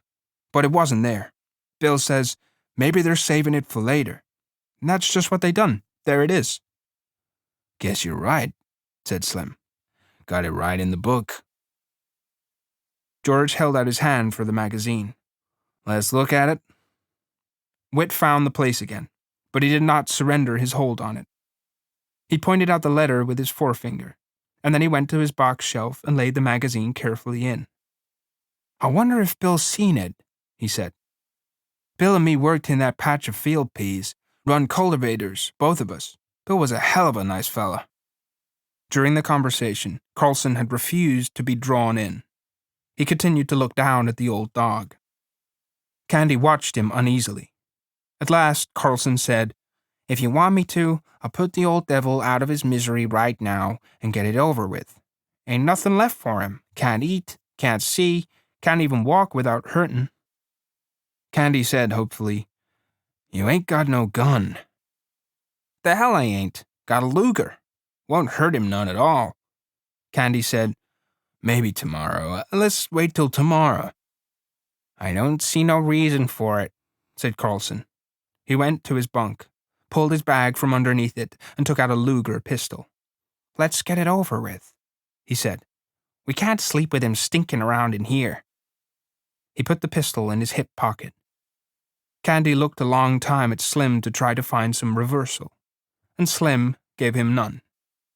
At last, Candy said softly and hopelessly, All right, take him. He did not look down at the dog at all. He lay back on his bunk and crossed his arms behind his head and stared at the ceiling. From his pocket, Carlson took a little leather thong. He stooped over and tied it around the old dog's neck. All the men except Candy watched him. Come, boy. Come on, boy, he said gently. And he said apologetically to Candy, He won't even feel it. Candy did not move nor answer him. He twitched the thong. Come on, boy. The old dog got slowly and stiffly to his feet and followed the gently pulling leash. Slim said, Carlson. Yeah? You know what to do? What do you mean, Slim? Take a shovel, said Slim shortly. Oh, sure, I get you. He led the dog out into the darkness. George followed to the door and shut the door and set the latch gently in its place. Candy lay rigidly on his bed, staring at the ceiling. Slim said loudly, One of my lead mules got a bad hoof. Got to get some tar on it. His voice trailed off. It was silent outside. Carlson's footsteps died away. The silence came into the room, and the silence lasted. George chuckled. I bet Lennie's right out there in the barn with his pup. He won't want to come in here no more now he's got a pup. Slim said, Candy, you can have one of them pups you want. Candy did not answer. The silence fell on the room again. It came out of the night and invaded the room. George said, Anybody like to play a little euchre? I'll play a few with you, said Wit. They took places opposite each other at the table under the light, but George did not shuffle the cards. He rippled the edge of the deck nervously, and the little snapping noise drew the eyes of all the men in the room, so that he stopped doing it. The silence fell on the room again, A minute passed, and another minute. Candy lay still, staring at the ceiling. Slim gazed at him for a moment and then looked down at his hands. He subdued one hand with the other and held it down. There came a little gnawing sound from under the floor, and all the men looked down toward it gratefully. Only Candy continued to stare at the ceiling. "Sounds like there was a rat under there," said George. "We ought to get a trap down there." Whit broke out. "What the hell's taking him so long? Lay out some cards, why don't you? We ain't going to get no euchre played this way." George brought the cards together tightly and studied the backs of them. The silence was in the room again. A shot sounded in the distance. The men looked quickly at the old man, every head turned toward him. For a moment, he continued to stare at the ceiling. Then he rolled slowly over and faced the wall and lay silent. George shuffled the cards noisily and dealt them.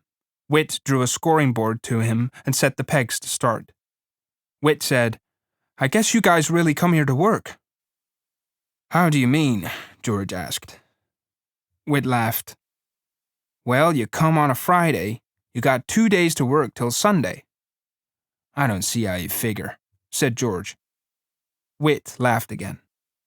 "You do if you've been around these big ranches much. Guy that wants to look over a ranch comes in Saturday afternoon. He gets Saturday night supper and 3 meals on Sunday, and he can quit Monday morning after breakfast without turning his hand. But you come to work Friday noon, you got to put in a day and a half no matter how you figure." George looked at him levelly. "We're going to stick around a while," he said. "Me and Lennie's going to roll up a steak." The door opened quietly, and the stable buck put in his head, a lean Negro head lined with pain, the eyes patient. "Mr. Slim?" Slim took his eyes from old Candy. "Huh? Oh, hello, Crooks. What's the matter?" "You told me to warm up tar for that mule's foot. I got it warm." "Oh, sure, Crooks. I'll come right out and put it on." "I can do it if you want, Mr. Slim." "No, I'll come do it myself." He stood up. Crooks said, "Mr. Slim." "Yeah?" "That big new guy's messing around your pups out in the barn." "Well, he ain't doing no harm. I give him one of them pups." "Just thought I'd tell you," said Crooks. "He's taking them out the nest and handling them. That won't do them no good." "He won't hurt him," said Slim. "I'll come along with you now." George looked up. "That crazy bastard's fooling around too much. Just kick him out, Slim." Slim followed the stable buck out of the room. George dealt, and Whit picked up his cards and examined them. "Seen the new kid yet?" he asked. "What kid?" George asked. "Why, Curly's new wife." "Yeah, I seen her." "Well, ain't she a Lulu?" "I ain't seen that much of her," said George. Whit laid down his cards impressively. "Well, stick around and keep your eyes open. You'll see plenty. She ain't concealing nothing. I never seen nobody like her. She got the eye going all the time on everybody. I bet she even gives the stable buck the eye. I don't know what the hell she wants." George asked casually. "Been any trouble since she got here?" It was obvious that Whit was not interested in his cards. He laid his hand down and George scooped it in. George laid out his deliberate solitaire hand, 7 cards, and 6 on top, and 5 on top of those.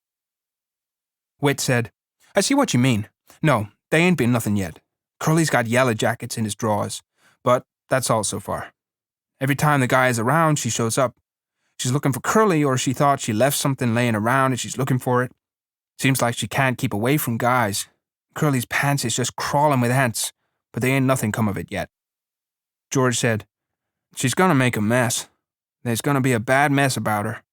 She's a jailbait all set on the trigger. That Curly got his work cut out for him. Ranch with a bunch of guys on it ain't no place for a girl, especially like her." Whit said, "If you got ideas, you ought to come into town with us guys tomorrow night." "Why, what's doing?" Just the usual thing. We go into old Susie's place. Hell of a nice place. Old Susie's a laugh. Always cracking jokes." Like she says when we come up from the front porch last Saturday night.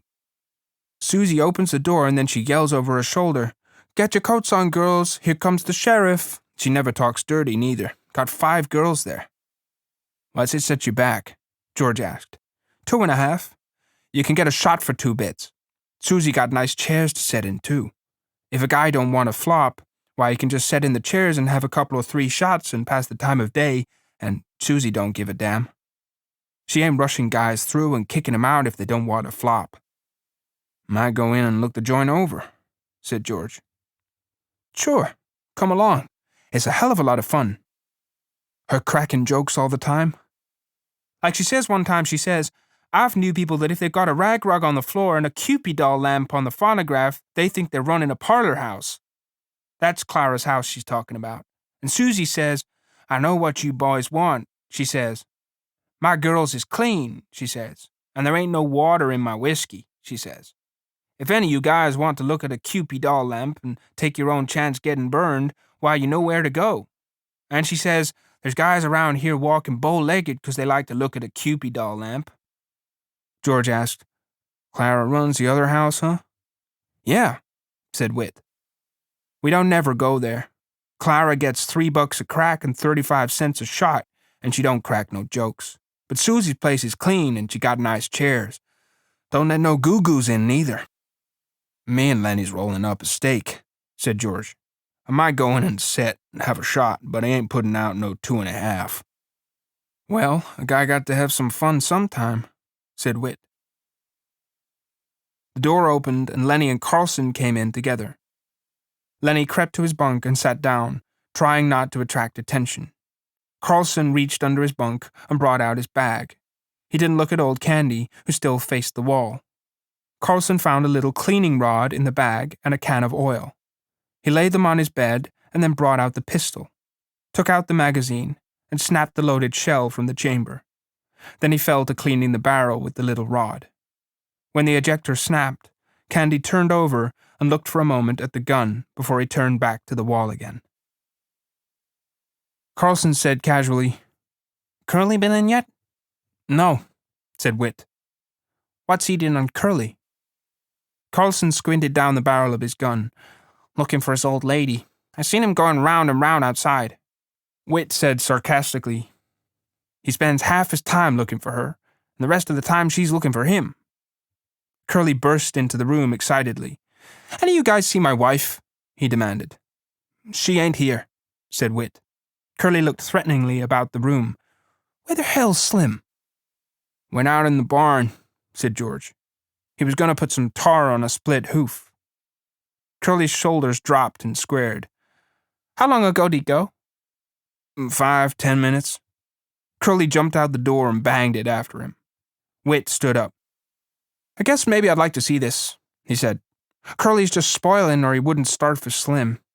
And Curly's handy, goddamn handy. Got in the finals for the Golden Gloves. He got newspaper clippings about it." He considered. "But just the same, you better leave Slim alone. Nobody don't know what Slim can do."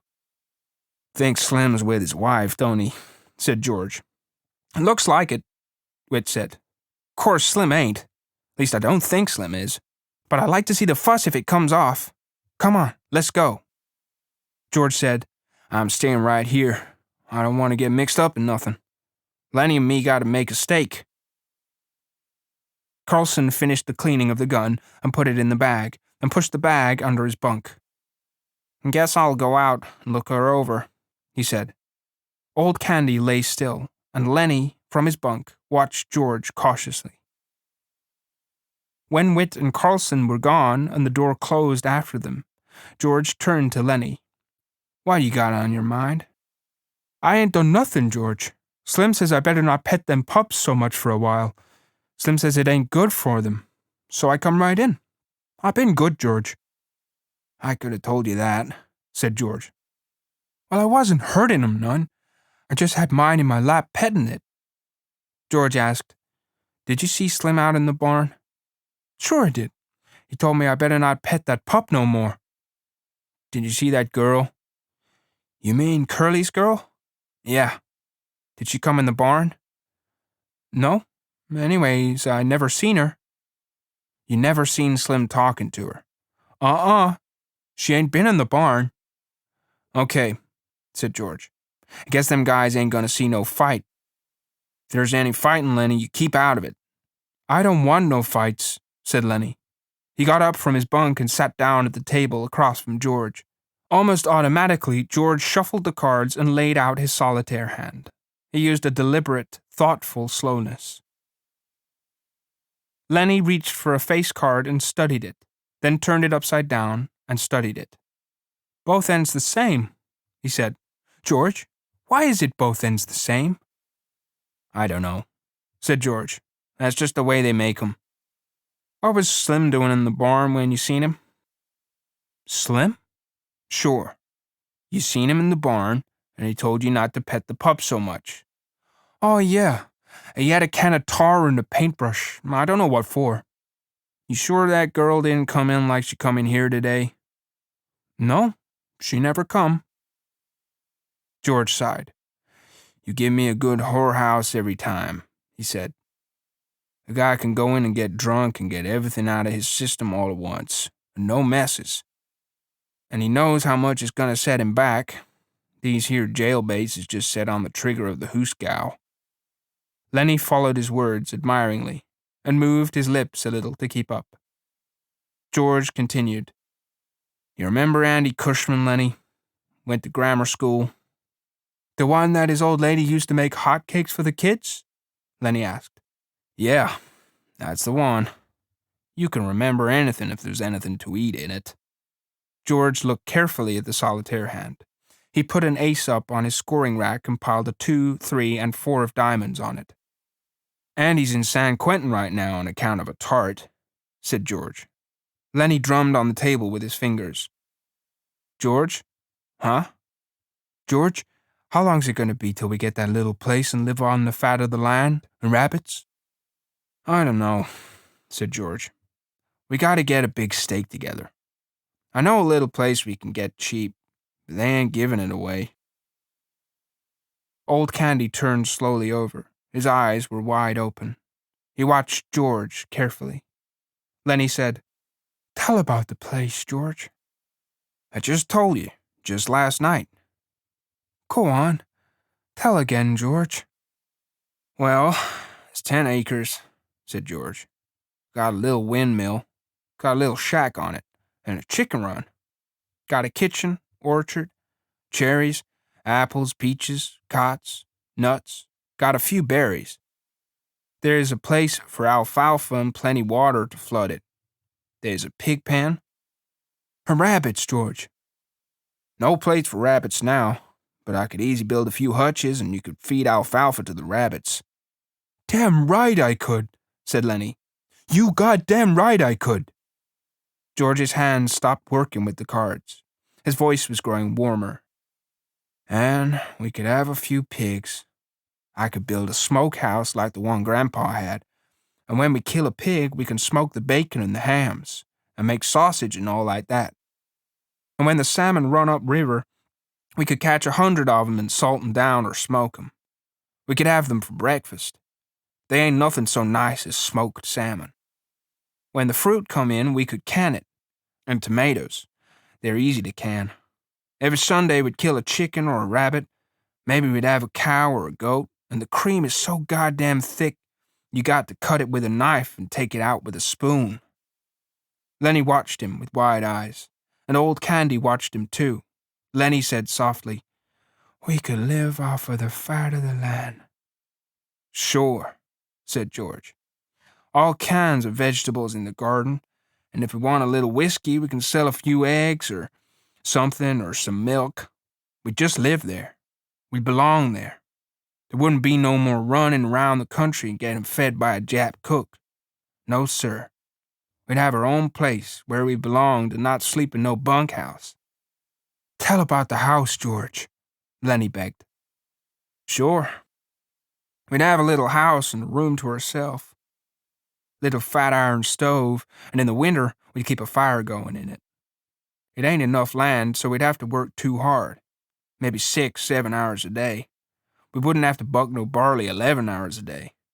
And when we put in a crop, why, we'd be there to take the crop up. We'd know what come of our planting." "Her rabbits," Lennie said eagerly. "And I'd take care of 'em. Tell how I do that, George." "Sure. You'd go out in the alfalfa patch, and you'd have a sack. You'd fill up the sack, bring it in, and put it in the rabbit cages."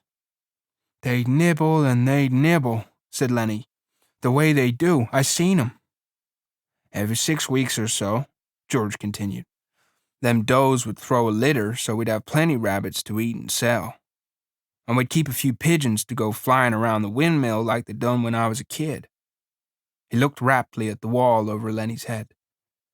"And it'd be our own, and nobody could can us. If we don't like a guy, we can say, 'Get the hell out.'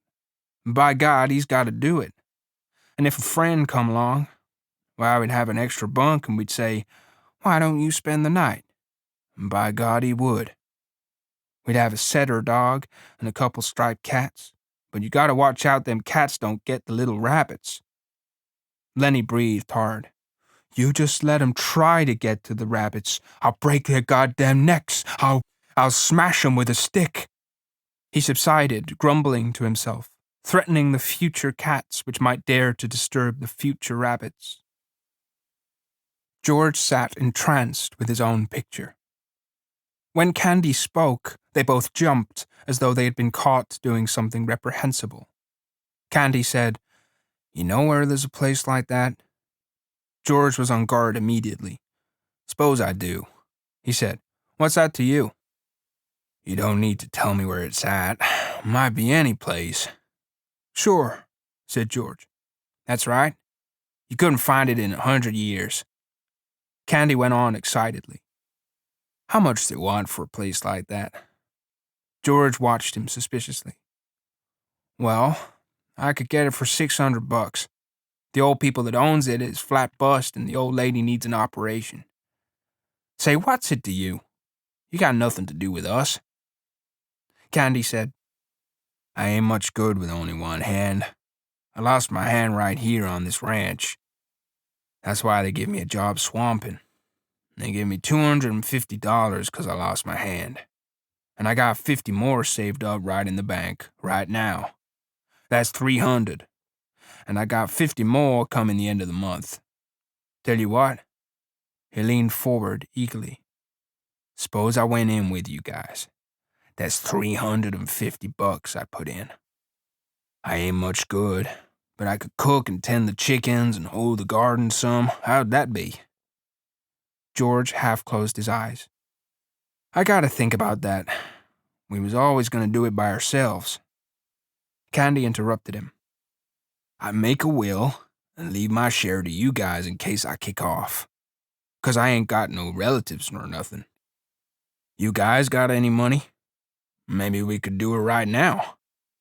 George spat on the floor disgustedly. "We got $10 between us." Then he said thoughtfully, "Look, if me and Lennie work a month and don't spend nothing, we'll have $100. That'd be $450. I bet we could swing her for that. Then you and Lennie could go get her started, and I'd get a job and make up the rest, and you could sell eggs and stuff like that." They fell into a silence. They looked at one another, amazed. This thing they had never really believed in was coming true. George said reverently, "Jesus Christ, I bet we could swing her." His eyes were full of wonder.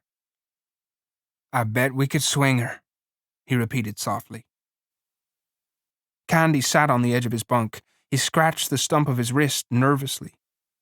"I got hurt 4 years ago," he said. "There can be pretty soon. Just as soon as I can't swamp out no bunkhouses, they'll put me on the county. Maybe if I give you guys my money, you'll let me hoe in the garden even after I ain't no good at it. And I'll wash dishes and little chicken stuff like that. But I'll be on our own place, and I'll be let to work on our own place." He said miserably, "You seen what they done to my dog tonight? They says he wasn't no good to himself nor nobody else. When they can me here, I wish somebody'd shoot me. But they won't do nothing like that. I won't have no place to go, and I can't get no more jobs. I'll have $30 more coming, time you guys is ready to quit. George stood up. We'll do her, he said. We'll fix up that little old place, and we'll go live there.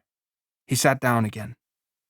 They all sat still, all bemused by the beauty of the thing. Each mind was popped into the future when this lovely thing should come about. George said wonderingly, Suppose there was a carnival or a circus come to town or a ball game or any damn thing. Old Candy nodded in appreciation of the idea. We'd just go to her, George said. We wouldn't ask nobody if we could, just say we'll go to her, and we would. Just milk the cow and sling some grain to the chickens and go to her. And put some grass to the rabbits, Lennie broke in. I wouldn't never forget to feed them. When we going to do it, George? In 1 month. Right squack in 1 month. Know what I'm going to do? I'm going to write to them old people that owns the place that we'll take it, and Candy'll send $100 to bind her. Sure will, said Candy. Got a good stove there? Sure, got a nice stove, burns coal or wood. I'm going to take my pup, said Lennie. I bet by Christ he likes it there, by Jesus. Voices were approaching from outside. George said quickly, Don't tell nobody about it, just us three and nobody else. They're liable to can us so we can't make no stake. Just go on like we was going to buck barley the rest of our lives. Then all of a sudden, someday, we'll go get our pay and scram out of here. Lennie and Candy nodded, and they were grinning with delight. Don't tell nobody, Lennie said to himself. Candy said, George? Huh? I ought to have shot that dog myself, George. I shouldn't ought to have let no stranger shoot my dog. The door opened. Slim came in, followed by Curly and Carlson and Whit. Slim's hands were black with tar and he was scowling. Curly hung close to his elbow. Curly said, Well, I didn't mean nothing, Slim. I just asked you. Slim said, Well, you've been asking me too often. I'm getting goddamn sick of it. If you can't look after your own goddamn wife, what do you expect me to do about it? You lay off of me. I'm just trying to tell you I didn't mean nothing, said Curly. I just thought you might have saw her. Why didn't you tell her to stay the hell home where she belongs, said Carlson. You let her hang around bunkhouses and pretty soon you're going to have something on your hands and you won't be able to do nothing about it. Curly whirled on Carlson. You keep out of this lest you want to step outside.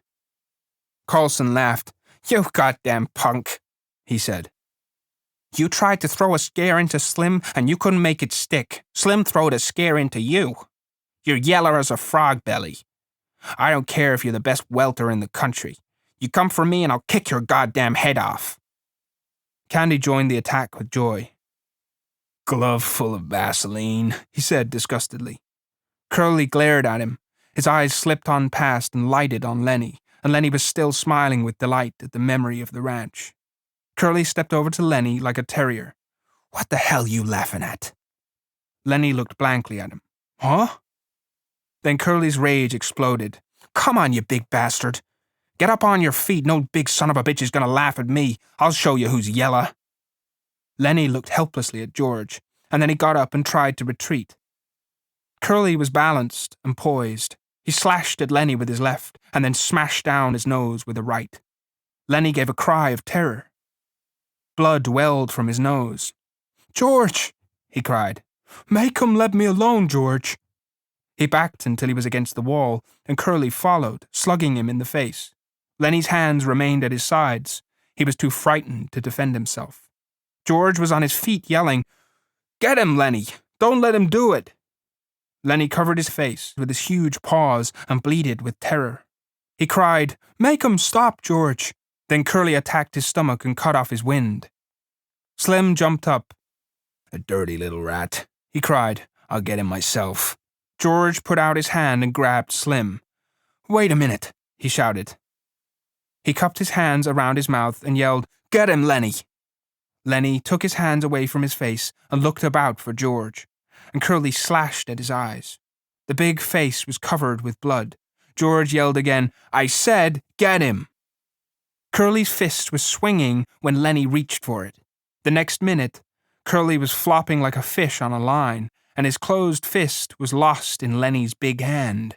George ran down the room. "Let go of him, Lennie. Let go." But Lennie watched in terror the flopping little man whom he held. Blood ran down Lennie's face. One of his eyes was cut and closed. George slapped him in the face again, and still Lennie held onto the closed fist. Curly was white and shrunken by now, and his struggling had become weak. He stood crying, his fist lost in Lennie's paw. George shouted over and over, "Let go his hand, Lennie. Let go. Slim, come help me while the guy got any hand left." Suddenly, Lennie let go his hold. He crouched, cowering against the wall. "You told me to, George," he said miserably. Curly sat down on the floor, looking in wonder at his crushed hand. Slim and Carlson bent over him. Then Slim straightened up and regarded Lennie with horror. "We gotta get him to a doctor," he said. "Looks to me like every bone in his hand is bust." "I didn't want to," Lennie cried. "I didn't want to hurt him." Slim said, "Carlson, you get the candy wagon hitched up. We'll take him to Soledad and get him fixed up."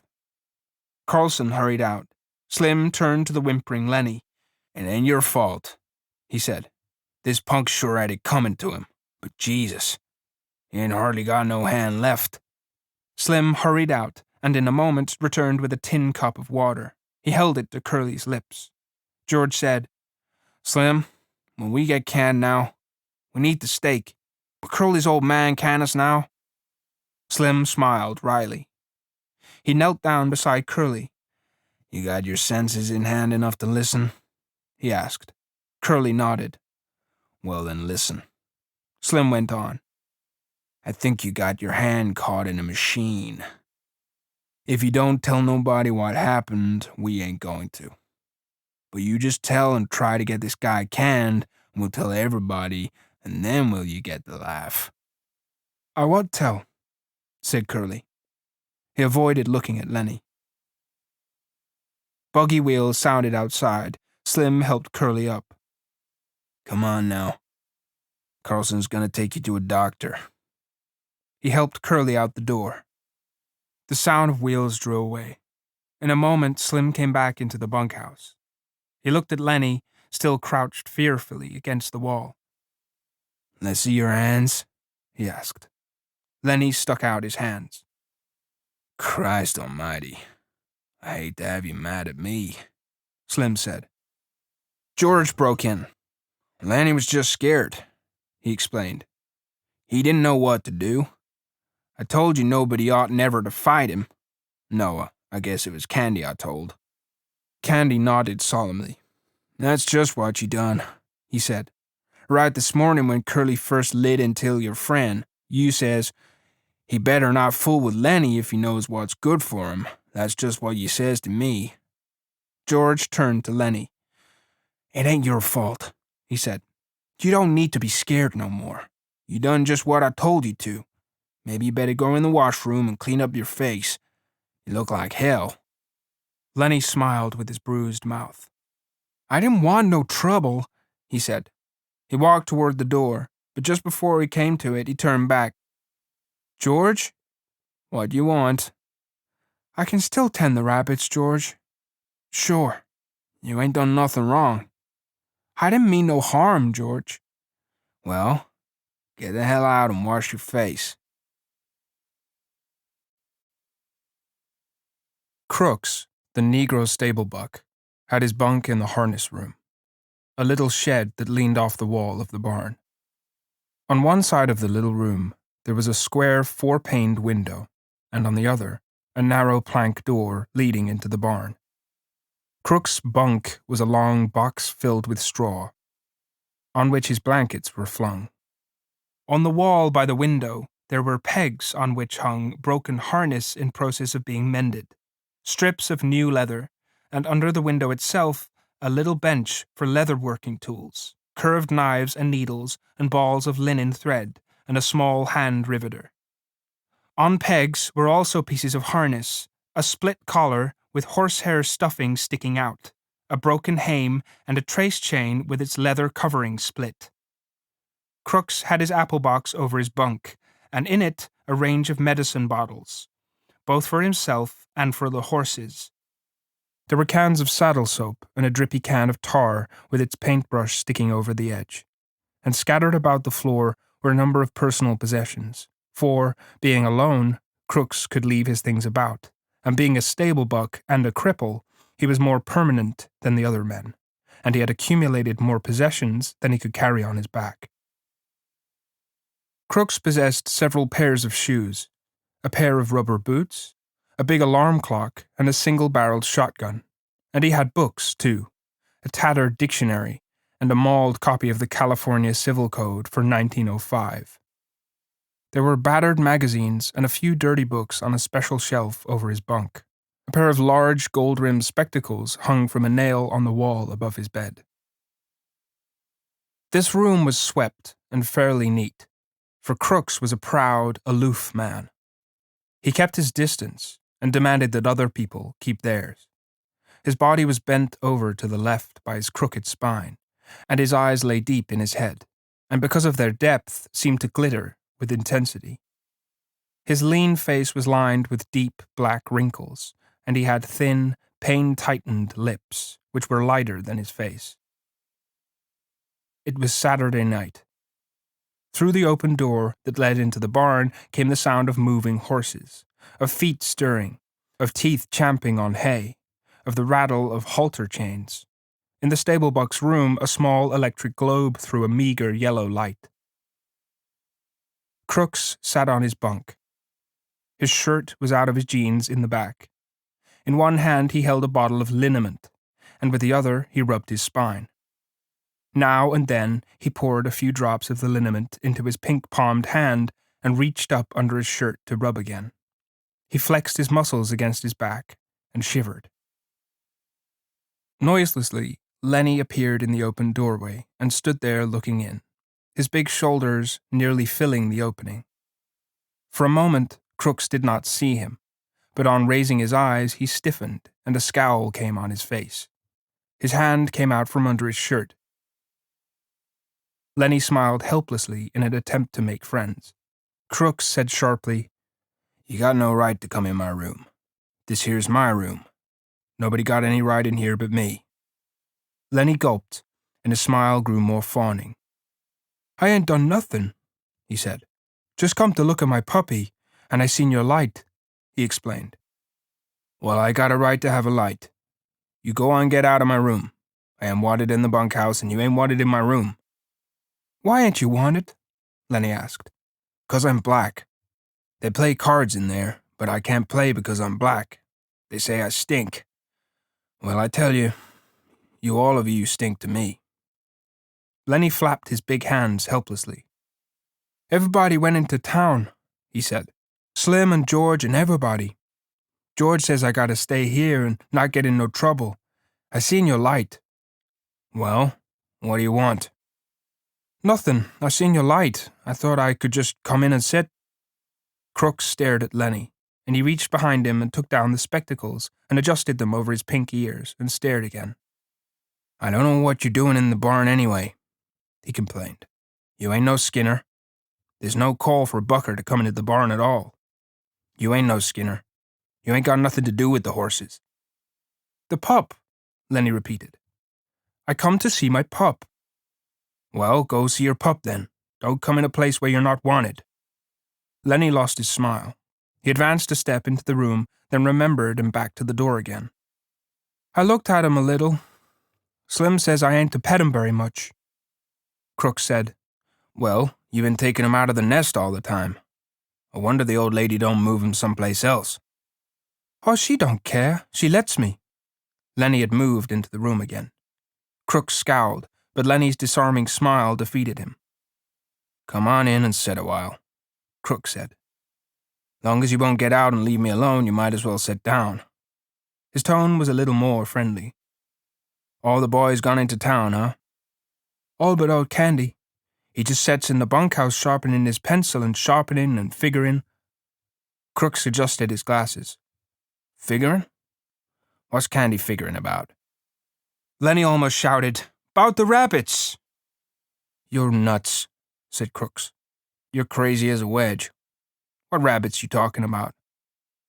"The rabbits we're gonna get, and I get to tend them, cut grass and give 'em water and like that." "Just nuts," said Crooks. "I don't blame the guy you travel with for keeping you out of sight." Lennie said quietly, "It ain't no lie. We're gonna do it. Gonna get a little place and live on the fat of the land." Crooks settled himself more comfortably on his bunk. "Sit down," he invited. "Sit down on the nail keg." Lennie hunched down on the little barrel. "You think it's a lie," Lennie said. "But it ain't no lie. Every word's the truth, and you can ask George." Crooks put his dark chin into his pink palm. "You travel around with George, don't you?" "Sure. Me and him goes every place together." Crooks continued. "Sometimes he talks, and you don't know what the hell he's talking about, ain't that so?" He leaned forward, boring Lennie with his deep eyes. "Ain't that so?" "Yeah, sometimes." "Just talks on, and you don't know what the hell it's all about?" "Yeah, sometimes, but not always." Crooks leaned forward over the edge of the bunk. "I ain't a Southern Negro," he said. "I was born right here in California. My old man had a chicken ranch, about 10 acres. The white kids come to play at our place, and sometimes I went to play with them. And some of them was pretty nice. My old man didn't like that. I never knew till long later why he didn't like that, but I know now." He hesitated, and when he spoke again his voice was softer. "There wasn't another colored family for miles around, and now there ain't a colored man on this ranch, and there's just one family in Soledad." He laughed. "If I say something, why, it's just a nigger saying it." Lennie asked, "How long do you think it'll be before them pups will be old enough to pet?" Crooks laughed again. "A guy can talk to you and be sure you won't go blabbing. Couple of weeks and them pups will be all right. George knows what he's about. Just talks and you don't understand nothing." He leaned forward excitedly. "This is just a nigger talking, and a busted back nigger, so it don't mean nothing, see? You couldn't remember it anyways. I seen it over and over. A guy talking to another guy, and it don't make no difference if he don't hear or understand. The thing is, they're talking, or they're sitting still not talking. It don't make no difference. No difference." His excitement had increased until he pounded his knee with his hand. "George can tell you screwy things, and it don't matter. It's just the talking. It's just being with another guy, that's all." He paused. His voice grew soft and persuasive. "Suppose George don't come back no more. Suppose he took a powder and just ain't coming back. What'll you do then?" Lennie's attention came gradually to what had been said. "What?" he demanded.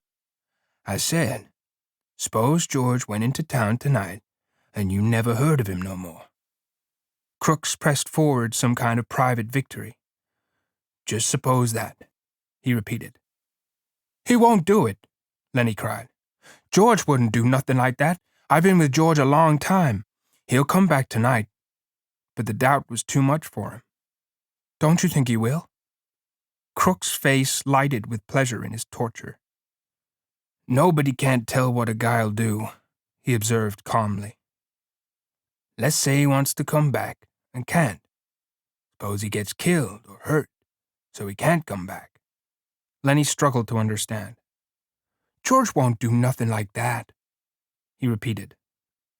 "George is careful. He won't get hurt. He ain't never been hurt, 'cause he's careful."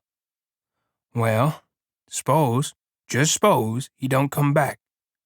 What'll you do then?" Lennie's face wrinkled with apprehension. "I dunno. Say, what you doing anyways?" he cried. "This ain't true. George ain't got hurt." Crooks bored in on him. "Want me to tell you what'll happen? They'll take you to the booby hatch. They'll tie you up with a collar like a dog." Suddenly Lennie's eyes centered and grew quiet and mad. He stood up and walked dangerously toward Crooks. "Who hurt George?" he demanded. Crooks saw the danger as it approached him. He edged back on his bunk to get out of the way. "I was just supposing," he said. "George ain't hurt. He's all right. He'll be back all right. Lennie stood over him. What you supposing for? Ain't nobody going to suppose no hurt to George. Crooks removed his glasses and wiped his eyes with his fingers. Just sit down, he said. George ain't hurt. Lennie growled back to his seat on the nail keg. Ain't nobody going to talk no hurt to George, he grumbled. Crooks said gently, Maybe you can see now. You got George. You know he's going to come back. Suppose you didn't have nobody. Suppose you couldn't go into the bunkhouse and play rummy 'cause you was black. How'd you like that? Suppose you had to sit out here and read books.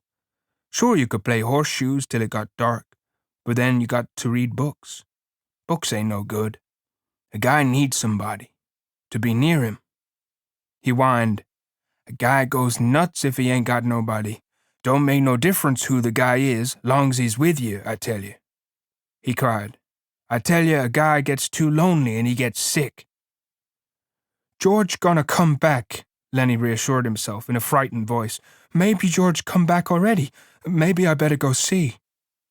Crooks said, I didn't mean to scare you. He'll come back. I was talking about myself. A guy sits alone out here at night, maybe reading books or thinking or stuff like that. Sometimes he gets thinking and he got nothing to tell him what's so and what ain't so. Maybe if he sees something, he don't know whether it's right or not. He can't turn to some other guy and ask him if he sees it too. He can't tell. He got nothing to measure by. I seen things out here. I wasn't drunk. I don't know if I was asleep. If some guy was with me, he could tell me I was asleep, and then it would be all right. But I just don't know. Crooks was looking across the room now, looking toward the window. Lennie said miserably, George wouldn't go away and leave me. I know George wouldn't do that. The stable buck went on dreamily. I remember when I was a little kid on my old man's chicken ranch. Had 2 brothers. They was always near me, always there. Used to sleep right in the same room, right in the same bed, all 3. Had a strawberry patch, had an alfalfa patch. Used to turn the chickens out in the alfalfa on a sunny morning. My brothers had set on a fence rail and watch 'em. White chickens, they was. Gradually, Lennie's interest came around to what was being said. George says we're going to have alfalfa for the rabbits. What rabbits? We're going to have rabbits in a berry patch. You're nuts. We are too. You ask George. You're nuts. Crooks was scornful. I seen hundreds of men come by on the road and on the ranches with their bindles on their back and that same damn thing in their heads. Hundreds of 'em. They come and they quit and go on, and every damn one of 'em's got a little piece of land in his head. And never a goddamn one of 'em ever gets it. Just like heaven. Everybody wants a little piece of land. I read plenty of books out here. Nobody never gets to heaven, and nobody gets no land. It's just in their head. They're all the time talking about it, but it's just in their head. He paused and looked toward the open door, for the horses were moving restlessly and the halter chains clinked. A horse whinnied. I guess somebody's out there, Crooks said. Maybe Slim. Slim comes in sometimes 2-3 times a night. Slim's a real skinner. He looks out for his team. He pulled himself painfully upright and moved toward the door. That you, Slim? He called. Candy's voice answered.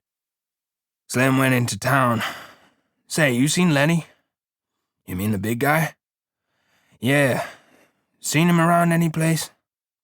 He's in here, Crooks said shortly. He went back to his bunk and lay down.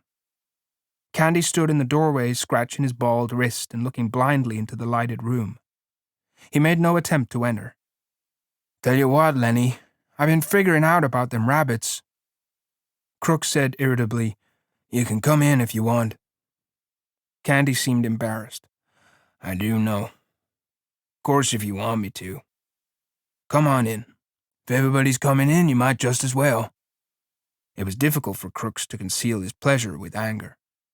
Candy came in, but he was still embarrassed. You got a nice, cozy little place in here, he said to Crooks. Must be nice to have a room all to yourself this way. Sure, said Crooks. And the manure pile under the window. Sure, it's swell. Lennie broke in. You said about them rabbits. Candy leaned against the wall beside the broken collar while he scratched the wrist stump. I've been here a long time, he said. And Crook's been here a long time. This is the first time I ever been in this room. Crooks said darkly, Guys don't come into a colored man's room very much. Nobody been here but Slim. Slim and the boss. Candy quickly changed the subject. Slim's as good a skinner as I ever seen. Lennie leaned toward the old swamper. About them rabbits, he insisted. Candy smiled. I got it figured out. We can make some money on the rabbits if we go about it right. But I get to tend 'em, Lennie broke in. George says I get to tend 'em, he promised. Crooks interrupted brutally. You guys is just kidding yourself. You'll talk about it a hell of a lot, but you won't get no land. You'll be a swamper here till they take you out in a box. Hell, I've seen too many guys. Lennie here'll quit and be on the road in 2-3 weeks. Seems like every guy got land in his head. Candy rubbed his cheek angrily. You goddamn right we're gonna do it. George says we are. We got the money right now. Yeah, said Crooks. And where's George now? In town in a whorehouse. That's where your money's going. Jesus, I seen it happen too many times. I seen too many guys with land in their head. They never get none under their hand. Candy cried, Sure they all want it. Everybody wants a little bit of land, not much. Just something that was his. Something he could live on and there couldn't nobody throw him off of it. I never had none. I planted crops for damn near everybody in this state, but they wasn't my crops. And when I harvested 'em, it wasn't none of my harvest. But we're gonna do it now. And don't make no mistake about that. George ain't got the money in town. That money's in the bank. Me and Lennie and George, we're gonna have a room to ourselves. We're gonna have a dog and rabbits and chickens. We're gonna have green corn and maybe a cow or a goat. He stopped, overwhelmed with his picture. Crooks asked, You say they got the money? Damn right. We got most of it. Just a little bit more to get. Have it all in 1 month. George got the land all picked out, too. Crooks reached around and explored his spine with his hand. I never seen a guy really do it, he said. I seen guys nearly crazy with loneliness for land. But every time a whorehouse or a blackjack game took what it takes. He hesitated. If you guys would want a hand to work for nothing, just as keep, why, I'd come and lend a hand. I ain't so crippled I can't work like a son of a bitch if I want to. Any of you boys seen Curly? They swung their heads toward the door. Looking in was Curly's wife. Her face was heavily made up. Her lips were slightly parted. She breathed strongly, as though she had been running. Curly ain't been here, Candy said sourly. She stood still in the doorway, smiling a little at them, rubbing the nails of one hand with the thumb and forefinger of the other, and her eyes traveled from one face to another. They left all the weak ones here, she said finally. Think I don't know where they all went? Even Curly. I know where they all went. Lennie watched her, fascinated, but Candy and Crooks were scowling down away from her eyes. Candy said, And if you know, why'd you want to ask us where Curly is at? She regarded them amusedly. Funny thing, she said. If I catch any one man and he's alone, I get along fine with him. But just let two of the guys get together and you won't talk. Just nothing but mad. She dropped her fingers and put her hands on her hips. You're all scared of each other, that's what. Every one of you's scared the rest is going to get something on you. After a pause, Crooks said, Maybe you better go along to your house now. We don't want no trouble. Well, I ain't giving you no trouble. Think I don't like to talk to somebody every once in a while? Think I like to stick in that house all the time? Candy laid the stump of his wrist on his knee and rubbed it gently with his hand. He said accusingly, You got a husband. You got no call fooling around with other guys causing trouble. The girl flared up. Sure, I got a husband. You all seen him? Swell guy, ain't he? Spends all his time saying what he's gonna do to guys he don't like, and he don't like nobody. Think I'm gonna stay in that 2x4 house and listen how Curly's gonna lead with his left twice and then bring in the old right cross? 1-2, he says. Just the old 1-2 and he'll go down. She paused, and her face lost its sullenness and grew interested. Say, what happened to Curly's hand?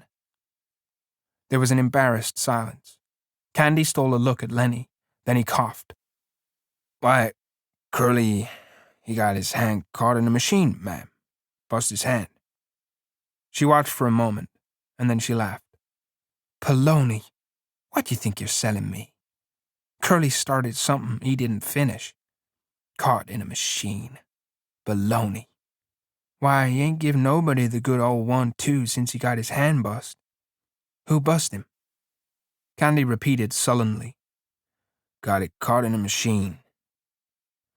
All right, she said contemptuously. All right, cover him up if you want to. What I care? You bindle bums think you're so damn good? What do you think I am, a kid? I tell you I could have went with shows. Not just one, neither. And the guy told me he could put me in pictures. She was breathless with indignation. Saturday night. Everybody out doing something. Everybody. And what am I doing? Standing here talking to a bunch of bindle stiffs. A nigger and a dum-dum and a lousy old sheep. And liking it because they ain't nobody else. Lennie watched her, his mouth half open. Crooks had retired into the terrible protective dignity of the Negro. But a change came over old Candy. He stood up suddenly and knocked his nail keg over backward. I had enough, he said angrily. You ain't wanted here. We told you you ain't. And I tell you, you got floozy ideas about what us guys amounts to. You ain't got sense enough in that chicken head to even see that we ain't stiffs. S'pose you get us canned. S'pose you do. You think we'll hit the highway and look for another lousy two-bit job like this? You don't know that we got our own ranch to go to, and our own house. We ain't gotta stay here. We got a house and chickens and fruit trees and a place 100 times prettier than this. And we got friends. That's what we got. Maybe there was a time when we was scared of getting canned, but we ain't no more. We got our own land, and it's ours, and we can go to it. Curly's wife laughed at him. Baloney, she said. I seen too many you guys. If you had 2 bits in the world, why, you'd be getting in 2 shots of corn with it and sucking the bottom of the glass. I know you guys. Candy's face had grown redder and redder. But before she was done speaking, he had control of himself. He was the master of the situation. I might have knew, he said gently. Maybe you just better go along and roll your hoop. We ain't got nothing to say to you at all. We know what we got, and we don't care whether you know it or not. So maybe you better just scatter along now, 'cause Curly maybe ain't gonna like his wife out in the barn with us bindle stiffs. She looked from one face to another, and they were all closed against her, and she looked longest at Lennie, until he dropped his eyes in embarrassment. Suddenly she said, Where'd you get them bruises on your face? Lennie looked up guiltily. Oh, me? Yeah, you. Lennie looked to Candy for help, and then he looked at his lap again. He got his hand caught in a machine, he said. Curly's wife laughed. Okay, machine. I'll talk to you later. I like machines. Candy broke in. You let this guy alone. Don't you do no messing around with him. I'm gonna tell George what you says. George won't have you messing with Lennie. Who's George? She asked. The little guy you come with? Lennie smiled happily. That's him, he said. That's the guy, and he's gonna let me tend the rabbits. Well, if that's all you want, I might get a couple of rabbits myself. Crooks stood up from his bunk and faced her. I had enough, he said coldly. You got no rights coming in a colored man's room. You got no rights messing around in here at all. Now you just get out and get out quick. If you don't, I'm going to ask the boss not to ever let you come in the barn no more." She turned on him in scorn. "Listen, nigger," she said. "You know what I can do to you if you open your trap?" Crooks stared hopelessly at her, and then he sat down on his bunk and drew into himself. She closed on him. "You know what I could do?" Crooks seemed to grow smaller, and he pressed himself against the wall. "Yes, ma'am." "Well, you keep your place then, nigger. I could get you strung up on a tree so easy it ain't even funny." Crooks had reduced himself to nothing. There was no personality, no ego, nothing to arouse either like or dislike. He said, "Yes, ma'am," and his voice was toneless. For a moment she stood over him as though waiting for him to move so that she could whip at him again. But Crooks sat perfectly still, his eyes averted, everything that might be hurt drawn in. She turned at last to the other two. Old Candy was watching her, fascinated. "If you was to do that, we'd tell," he said quietly. "We'd tell about you framing Crooks." "Tell him be damned," she cried. "Nobody'd listen to you, and you know it. Nobody'd listen to you." Candy subsided. "No," he agreed. "Nobody'd listen to us." Lennie whined, "I wish George was here. I wish George was here." Candy stepped over to him. "Don't you worry none," he said. "I just heard the guys coming in. George'll be in the bunkhouse right now, I bet." He turned to Curly's wife. "You better go home now," he said quietly. "If you go right now, we won't tell Curly you was here." She appraised him coolly. "I ain't sure you heard nothing." "Better not take no chances," he said. "If you ain't sure, you better take the safe way." She turned to Lennie. "I'm glad you bust up Curly a little bit. He got it coming to him. Sometimes I'd like to bust him myself." She slipped out the door and disappeared into the dark barn. And while she went through the barn, the halter chains rattled, and some horses snorted, and some stamped their feet. Crooks seemed to come slowly out of the layers of protection he had put on. "Was that the truth what you said about the guys come back?" he asked. "Sure, I heard him." "Well, I didn't hear nothing." "The gate banged," Candy said, and he went on. "Jesus Christ, Curly's wife can move quiet. I guess she had a lot of practice, though." Crooks avoided the whole subject now. "Maybe you guys better go," he said. "I ain't sure I want you in here no more. Colored man got to have some rights, even if you don't like 'em." Candy said, "That bitch didn't ought to have said that to you." "It wasn't nothing," Crooks said dully. "You guys coming in and said him made me forget. What she says is true." The horses snorted out in the barn, and the chains rang, and a voice called, "Lennie! Oh, Lennie! You in the barn?" "It's George," Lennie cried, and he answered, "Here, George! I'm right in here." In a second, George stood framed in the door, and he looked disapprovingly about. "What you doing in Crook's room? You hadn't ought to be in here." Crooks nodded. "I told him, but they come in anyways." "Well, why didn't you kick 'em out?" "I didn't care much," said Crooks. "Lennie's a nice fella." Now Candy aroused himself. "Oh, George, I've been figuring and figuring. I got it doped out how we can even make some money on them rabbits." George scowled. "I thought I told you not to tell anybody about that." Candy was crestfallen. "Didn't tell nobody but Crooks." George said, "Well, you guys get out of here. Jesus, seems like I can't go away for a minute." Candy and Lennie stood up and went toward the door. Crooks called, "Candy." "Huh? 'Member what I said about hoeing and doing odd jobs?" "Yeah," said Candy. "I remember." "Well, just forget it," said Crooks. "I didn't mean it. Just fooling. I wouldn't want to go no place like that."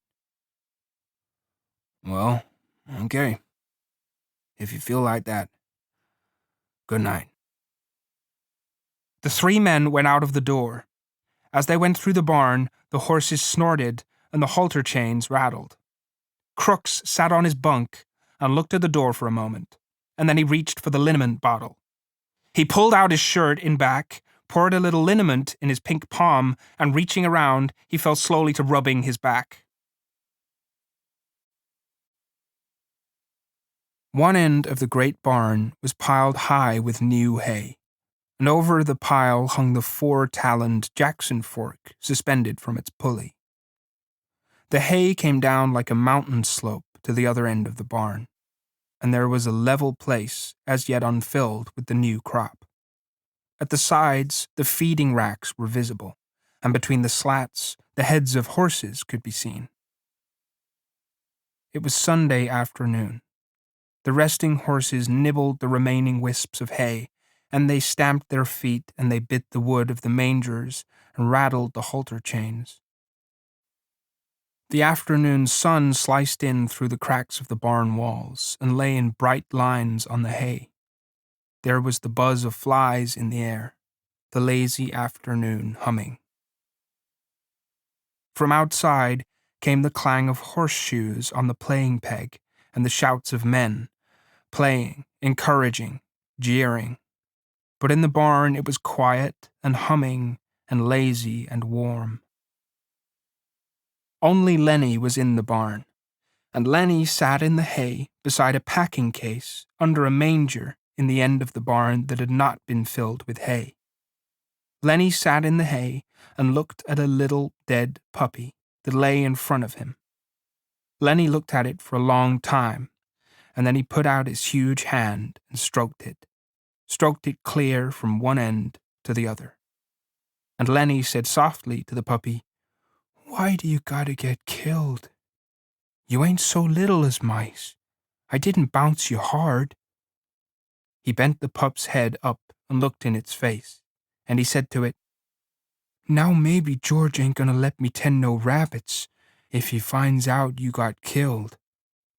He scooped a little hollow and laid the puppy in it and covered it over with hay, out of sight, but he continued to stare at the mound he had made. He said, "This ain't no bad thing like I got to hide in the brush. Oh, no, this ain't. I'll tell George I found it dead." He unburied the puppy and inspected it, and he stroked it from ears to tail. He went on sorrowfully. "But he'll know. George always knows. He'll say, 'You done it. Don't try to put nothing over on me.' And he'll say, 'Now just for that you don't get to tend no rabbits.'" Suddenly his anger arose. "God damn you," he cried. "Why do you got to get killed? You ain't so little as mice." He picked up the pup and hurled it from him. He turned his back on it. He sat bent over his knees and he whispered, "Now I won't get to tend the rabbits. Now he won't let me." He rocked himself back and forth in his sorrow. From outside came the clang of horseshoes on the iron stake, and then a little chorus of cries. Lennie got up and brought the puppy back and laid it on the hay and sat down. He stroked the pup again. "You wasn't big enough," he said. "They told me you wasn't. I didn't know you'd get killed so easy." He worked his fingers on the pup's limp ear. "Maybe George won't care," he said.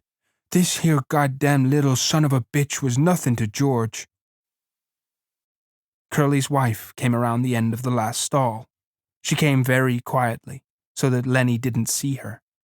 She wore her bright cotton dress and the mules with the red ostrich feathers. Her face was made up, and the little sausage curls were all in place. She was quite near to him before Lennie looked up and saw her. In a panic, he shoveled hay over the puppy with his fingers. He looked sullenly up at her. She said, "What you got there, sonny boy?" Lennie glared at her. "George says I ain't to have nothing to do with you. Talk to you or nothing." She laughed. "George giving you orders about everything?" Lennie looked down at the hay. Says I can't tend no rabbits if I talk to you or anything.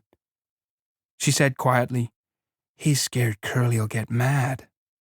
Well, Curly got his arm in a sling, and if Curly gets tough, you can break his other hand. You didn't put nothing over on me about getting it caught in no machine. But Lennie was not to be drawn. No, sir, I ain't gonna talk to you or nothing. She knelt in the hay beside him. Listen, she said. All the guys got a horseshoe tenement going on. It's only about 4 o'clock. None of them guys is going to leave that tenement. Why can't I talk to you? I never get to talk to nobody. Get awful lonely. Lennie said, Well, I ain't supposed to talk to you or nothing. I get lonely, she said. You can talk to people, but I can't talk to nobody but Curly. Else he gets mad. How'd you like not to talk to anybody? Lennie said, Well, I ain't supposed to. George is scared I'll get in trouble. She changed the subject. What you got covered up there? Then all of Lennie's woe came back on him. Just my pup, he said sadly. Just my little pup. And he swept the hay from on top of it. Why, he's dead, she cried. He was so little, said Lennie. I was just playing with him, and he made like he's gonna bite me, and I made like I was gonna smack him, and I done it. And then he was dead. She consoled him. Don't you worry none. He was just a mutt. You can get another one easy. The whole country is full of mutts. It ain't that so much, Lennie explained miserably. George ain't gonna let me tend no rabbits now. Why don't he? Well, he said if I done any more bad things, he ain't gonna let me tend the rabbits. She moved closer to him, and she spoke soothingly. Don't you worry about talking to me. Listen to the guys yell out there. They got $4 bet in that tournament. None of them ain't gonna leave till it's over.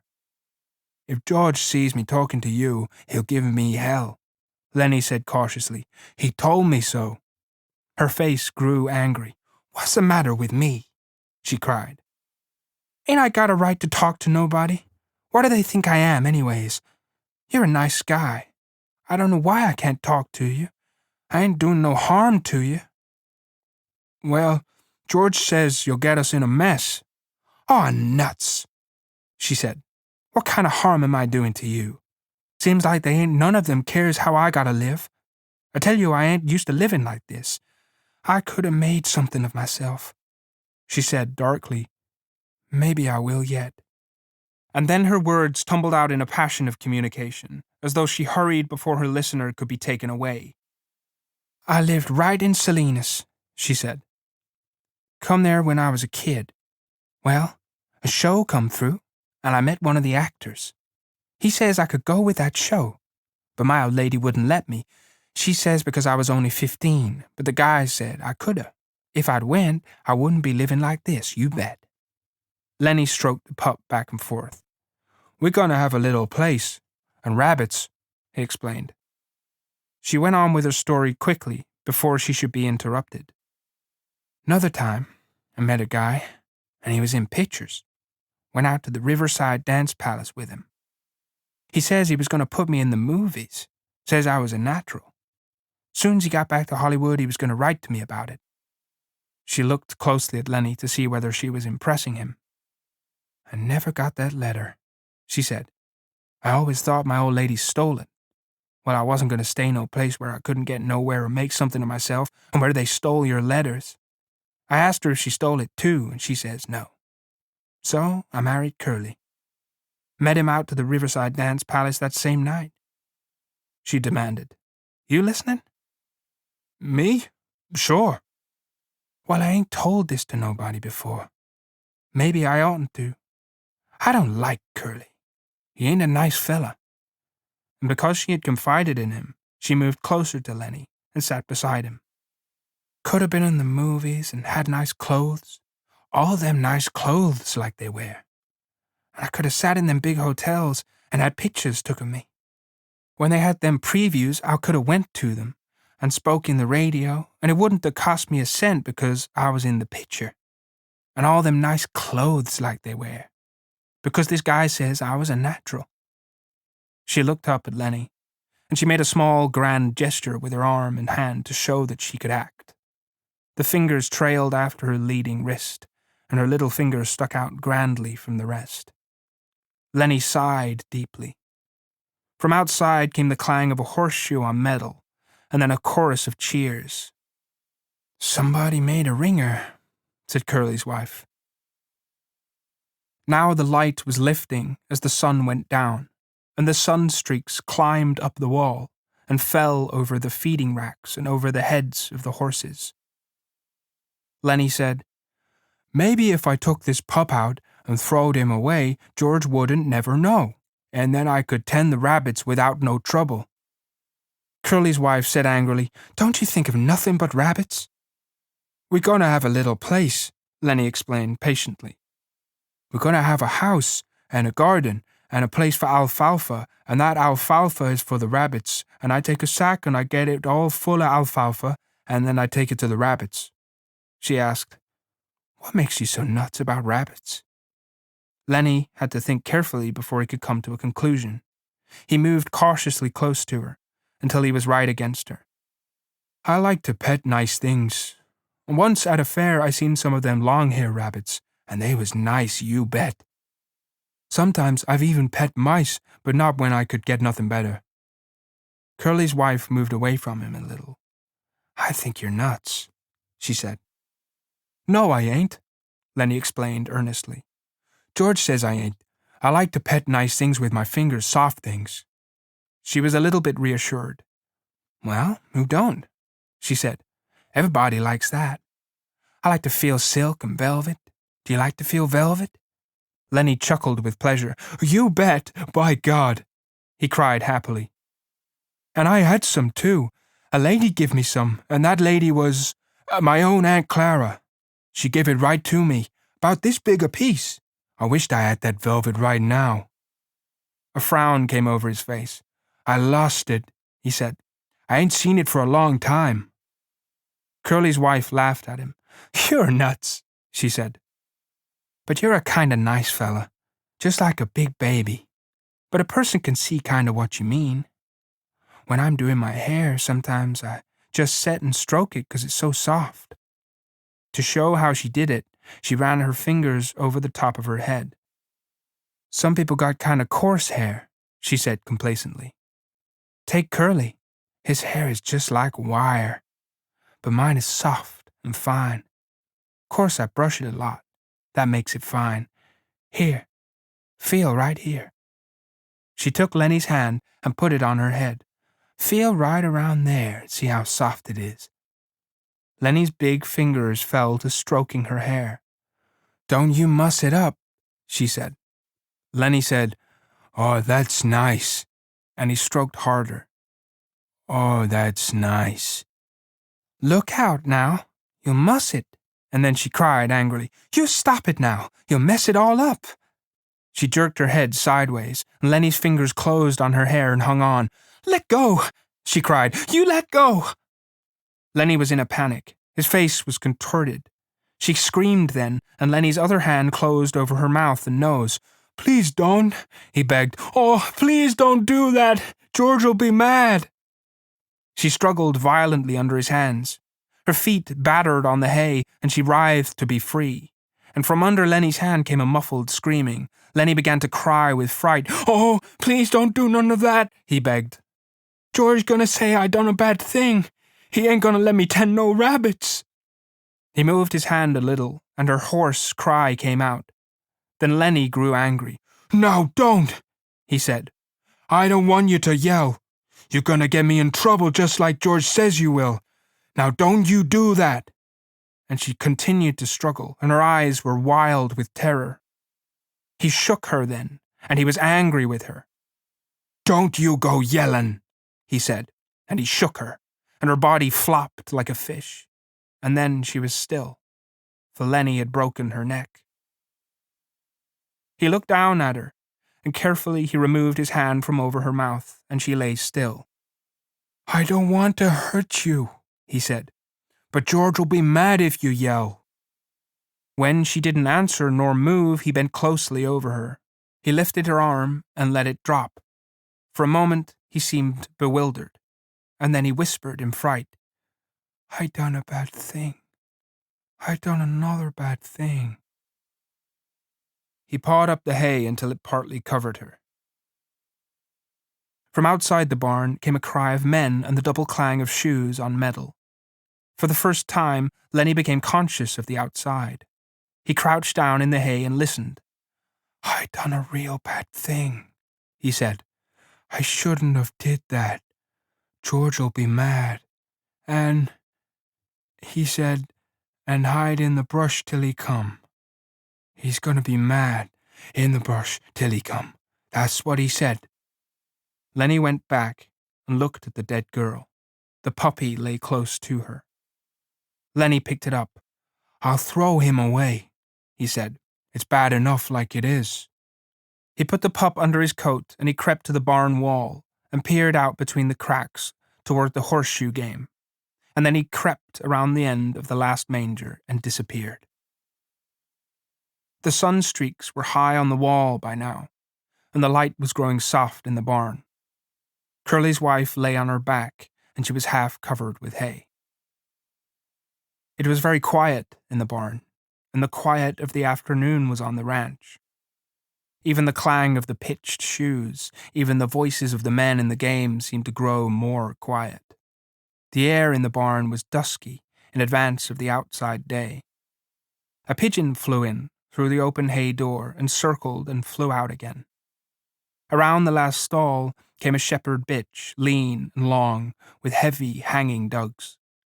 Halfway to the packing box where the puppies were, she caught the dead scent of Curly's wife, and the hair rose along her spine. She whimpered and cringed to the packing box and jumped in among the puppies. Curly's wife lay with a half covering of yellow hay, and the meanness and the plannings and the discontent and the ache for attention were all gone from her face. She was very pretty and simple, and her face was sweet and young.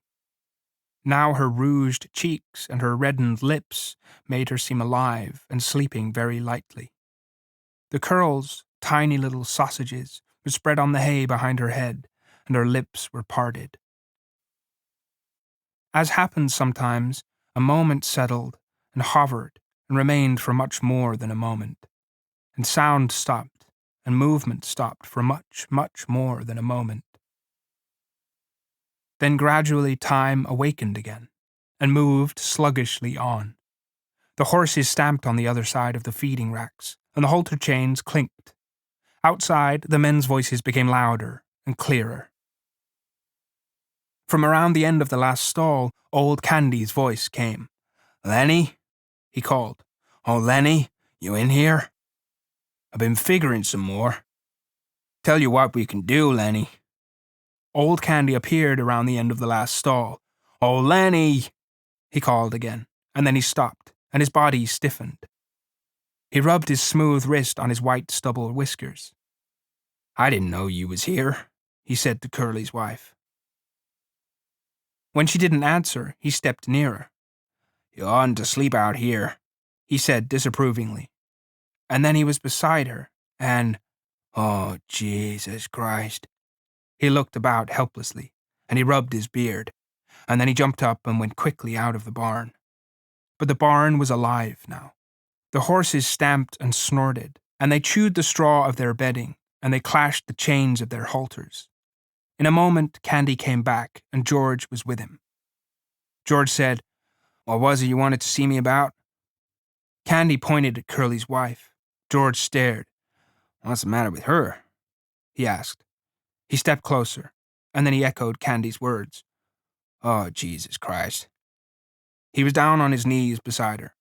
He put his hand over her heart, and finally, when he stood up slowly and stiffly, his face was as hard and tight as wood, and his eyes were hard.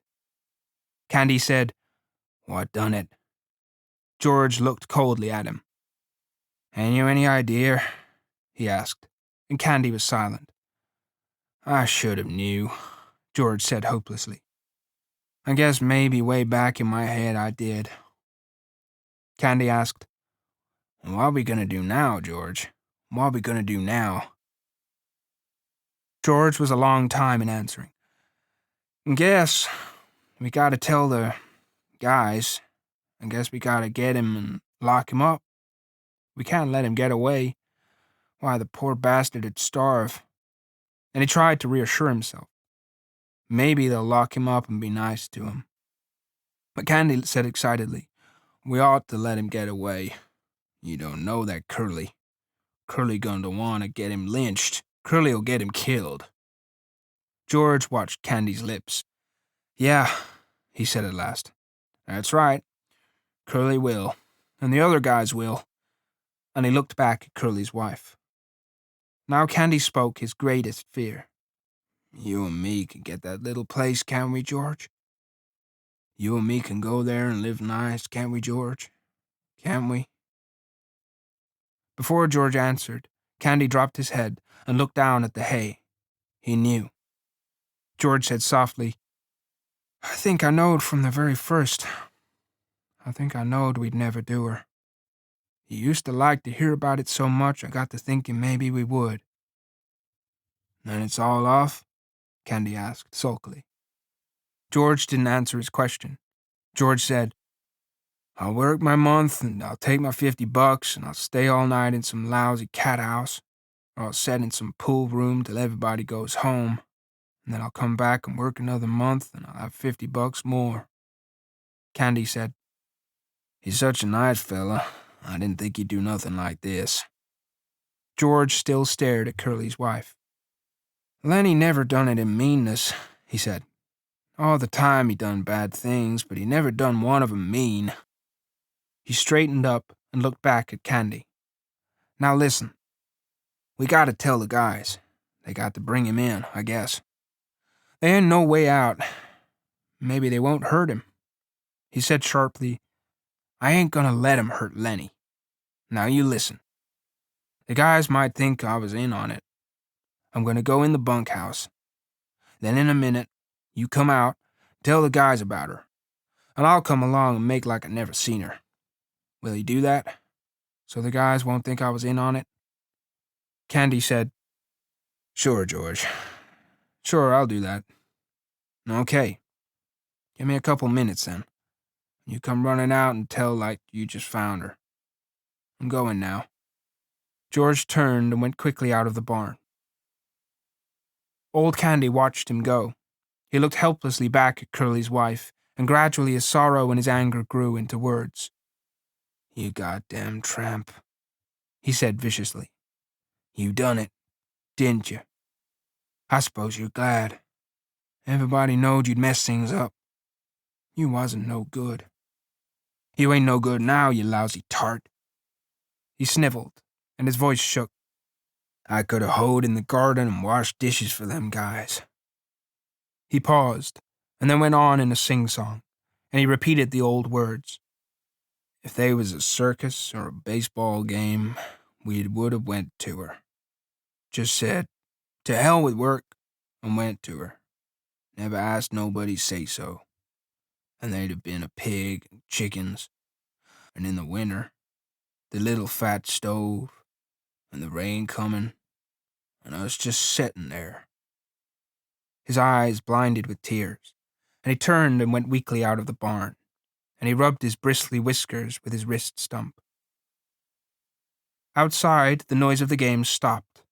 There was a rise of voices in question, a drum of running feet, and the men burst into the barn. Slim and Carlson and young Wit and Curly, and Crooks keeping back out of attention range. Candy came after them, and last of all came George. George had put on his blue denim coat and buttoned it, and his black hat was pulled down low over his eyes. The men raced around the last stall. Their eyes found Curly's wife in the gloom. They stopped and stood still and looked. Then Slim went quietly over to her, and he felt her wrist. One lean finger touched her cheek, and then his hand went under her slightly twisted neck, and his fingers explored her neck. When he stood up, the men crowded near, and the spell was broken. Curly came suddenly to life. "I know who done it," he cried. "That big son of a bitch done it. I know he done it. Why, everybody else was out there playing horseshoes." He worked himself into a fury. "I'm gonna get him. I'm going for my shotgun. I'll kill the big son of a bitch myself. I'll shoot him in the guts. Come on, you guys." He ran furiously out of the barn. Carlson said, "I'll get my Luger," and he ran out too. Slim turned quietly to George. "I guess Lennie done it all right," he said. "Her neck's bust. Lennie coulda did that." George didn't answer, but he nodded slowly. His hat was so far down on his forehead that his eyes were covered. Slim went on. "Maybe like that time in Weed you was telling about." Again, George nodded. Slim sighed. "Well, I guess we gotta get him. Where you think he might have went?" It seemed to take George some time to free his words. "He would have went south," he said. "We come from north, so he would have went south." "I guess we gotta get him," Slim repeated. George stepped close.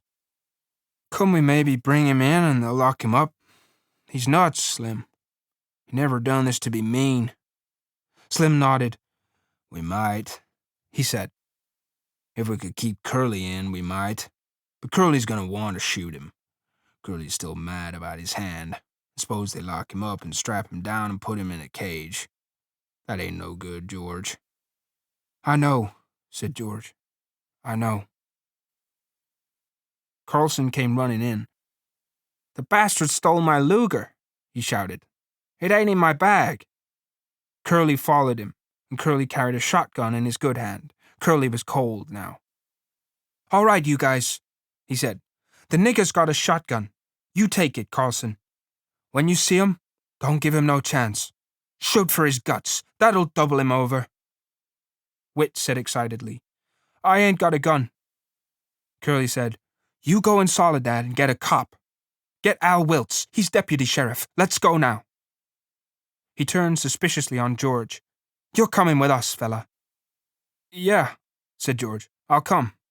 But listen, Curly, the poor bastard's nuts. Don't shoot him. He didn't know what he was doing." "Don't shoot him?" Curly cried. "He got Carlson's Luger. Course we'll shoot him." George said weakly, "Maybe Carlson lost his gun." "I seen it this morning," said Carlson. "No, it's been took." Slim stood looking down at Curly's wife. He said, "Curly, maybe you better stay here with your wife." Curly's face reddened. "I'm going," he said. "I'm gonna shoot the guts out of that big bastard myself, even if I only got one hand. I'm gonna get him." Slim turned to Candy. "You stay here with him then, Candy. The rest of us better get going." They moved away. George stopped a moment beside Candy, and they both looked down at the dead girl until Curly called, "You, George! You stick with us, so we don't think you had nothing to do with this." George moved slowly after them, and his feet dragged heavily. And when they were gone, Candy squatted down in the hay and watched the face of Curly's wife. "Poor bastard," he said softly. The sound of the men grew fainter. The barn was darkening gradually, and, in their stalls, the horses shifted their feet and rattled the halter chains. Old Candy lay down in the hay and covered his eyes with his arm. The deep green pool of the Salinas River was still in the late afternoon. Already the sun had left the valley to go climbing up the slopes of the Gabilan Mountains, and the hilltops were rosy in the sun. But by the pool, among the mottled sycamores, a pleasant shade had fallen. A water snake glided smoothly up the pool, twisting its periscope head from side to side, and it swam the length of the pool and came to the legs of a motionless heron that stood in the shallows. A silent head and beak lanced down and plucked it out by the head, and the beak swallowed the little snake, while its tail waved frantically. A far rush of wind sounded, and a gust drove through the tops of the trees like a wave. The sycamore leaves turned up their silver sides. The brown, dry leaves on the ground scudded a few feet. And row on row of tiny wind waves flowed up the pool's green surface. As quickly as it had come, the wind died, and the clearing was quiet again. The heron stood in the shallows, motionless and waiting. Another little water snake swam up the pool, turning its periscope head from side to side. Suddenly, Lennie appeared out of the brush, and he came as silently as a creeping bear moves. The heron pounded the air with its wings, jacked itself clear of the water, and flew off downriver. The little snake slid in among the reeds at the pool's side. Lennie came quietly to the pool's edge. He knelt down and drank, barely touching his lips to the water. When a little bird skittered over the dry leaves behind him, his head jerked up, and he strained toward the sound with eyes and ears until he saw the bird, and then he dropped his head and drank again. When he was finished, he sat down on the bank with his side to the pool so that he could watch the trail's entrance. He embraced his knees and laid his chin down on his knees. The light climbed on out of the valley, and as it went, the tops of the mountains seemed to blaze with increasing brightness. Lennie said softly, "I didn't forget, you bet. God damn. Hide in the brush and wait for George." He pulled his hat down low over his eyes. "George gonna give me hell," he said. "George gonna wish he was alone and not have me bothering him." He turned his head and looked at the bright mountain tops. "I can go right off there and find a cave," he said, and he continued sadly, "and never have no ketchup. But I won't care. If George don't want me, I'll go away. I'll go away." And then from out of Lennie's head there came a little fat old woman. She wore thick bull's-eye glasses, and she wore a huge gingham apron with pockets, and she was starched and clean. She stood in front of Lennie and put her hands on her hips, and she frowned disapprovingly at him. And when she spoke, it was in Lennie's voice. "I told you and told you," she said. "I told you, mind George, because he's such a nice feller and good to you. But you don't never take no care. You do bad things." And Lennie answered her, "I tried, Aunt Clara, ma'am. I tried and tried. I couldn't help it." "You never give a thought to George," she went on in Lennie's voice. "He been doing nice things for you all the time. And when he got a piece of pie, you always got half or more'n half. And if there was any ketchup, why, I'd give it all to you." "I know," said Lennie miserably. "I tried, Aunt Clara, ma'am. I tried and tried." She interrupted him. "All the time, he could have had such a good time if it wasn't for you. He would have took his pay and raised hell in a whorehouse. And he could have sat in a pool room and played snooker. But he got to take care of you." Lennie moaned with grief. "I know, Aunt Clara, ma'am. I'll go right off in the hills and I'll find a cave and I'll live there so I won't be no more trouble to George." "You just say that," she said sharply. "You're always saying that, and you know, son of a bitchin' well, you ain't never gonna do it. You'll just stick around and stew the bejesus out of George all the time." Lennie said, "I might just as well go away. George ain't gonna let me tend no rabbits now." Aunt Clara was gone, and from out of Lennie's head there came a gigantic rabbit. It sat on its haunches in front of him, and it waggled its ears and crinkled its nose at him, and it spoke in Lennie's voice, too. "10 rabbits," it said scornfully. "You crazy bastard. You ain't fit to lick the boots of no rabbit. You'd forget 'em and let 'em go hungry. That's what you'd do. And then what would George think?" "I would not forget," Lennie said loudly. "The hell you wouldn't," said the rabbit. "You ain't worth a greased jackpin to ram you into hell. Christ knows George done everything he could to jack you out of the sewer, but it don't do no good. If you think George gonna let you 10 rabbits, you're even crazier than usual. He ain't, He's gonna beat hell out of you with a stick. That's what he's gonna do." Now Lennie retorted belligerently. "He ain't neither. George won't do nothing like that. I've knew George since I forget when, and he ain't never raised his hand to me with a stick. He's nice to me. He ain't gonna be mean." "Well, he's sick of you," said the rabbit. "He's gonna beat hell out of you and then go away and leave you." "He won't," Lennie cried frantically. "He won't do nothing like that. I know George. Me and him travels together." But the rabbit repeated softly over and over, "He gonna leave you, you crazy bastard. He gonna leave you all alone. He gonna leave you, you crazy bastard." Lennie put his hands over his ears. "He ain't, I tell you, he ain't." And he cried, "Oh, George, George, George." George came quietly out of the brush, and the rabbit scuttled back into Lennie's brain. George said quietly, "What the hell you yelling about?" Lennie got up on his knees. "You ain't gonna leave me, are you, George? I know you ain't." George came stiffly near and sat down beside him. "No." "I knowed it," Lennie cried. "You ain't that kind." George was silent. Lennie said, "George?" "Yeah."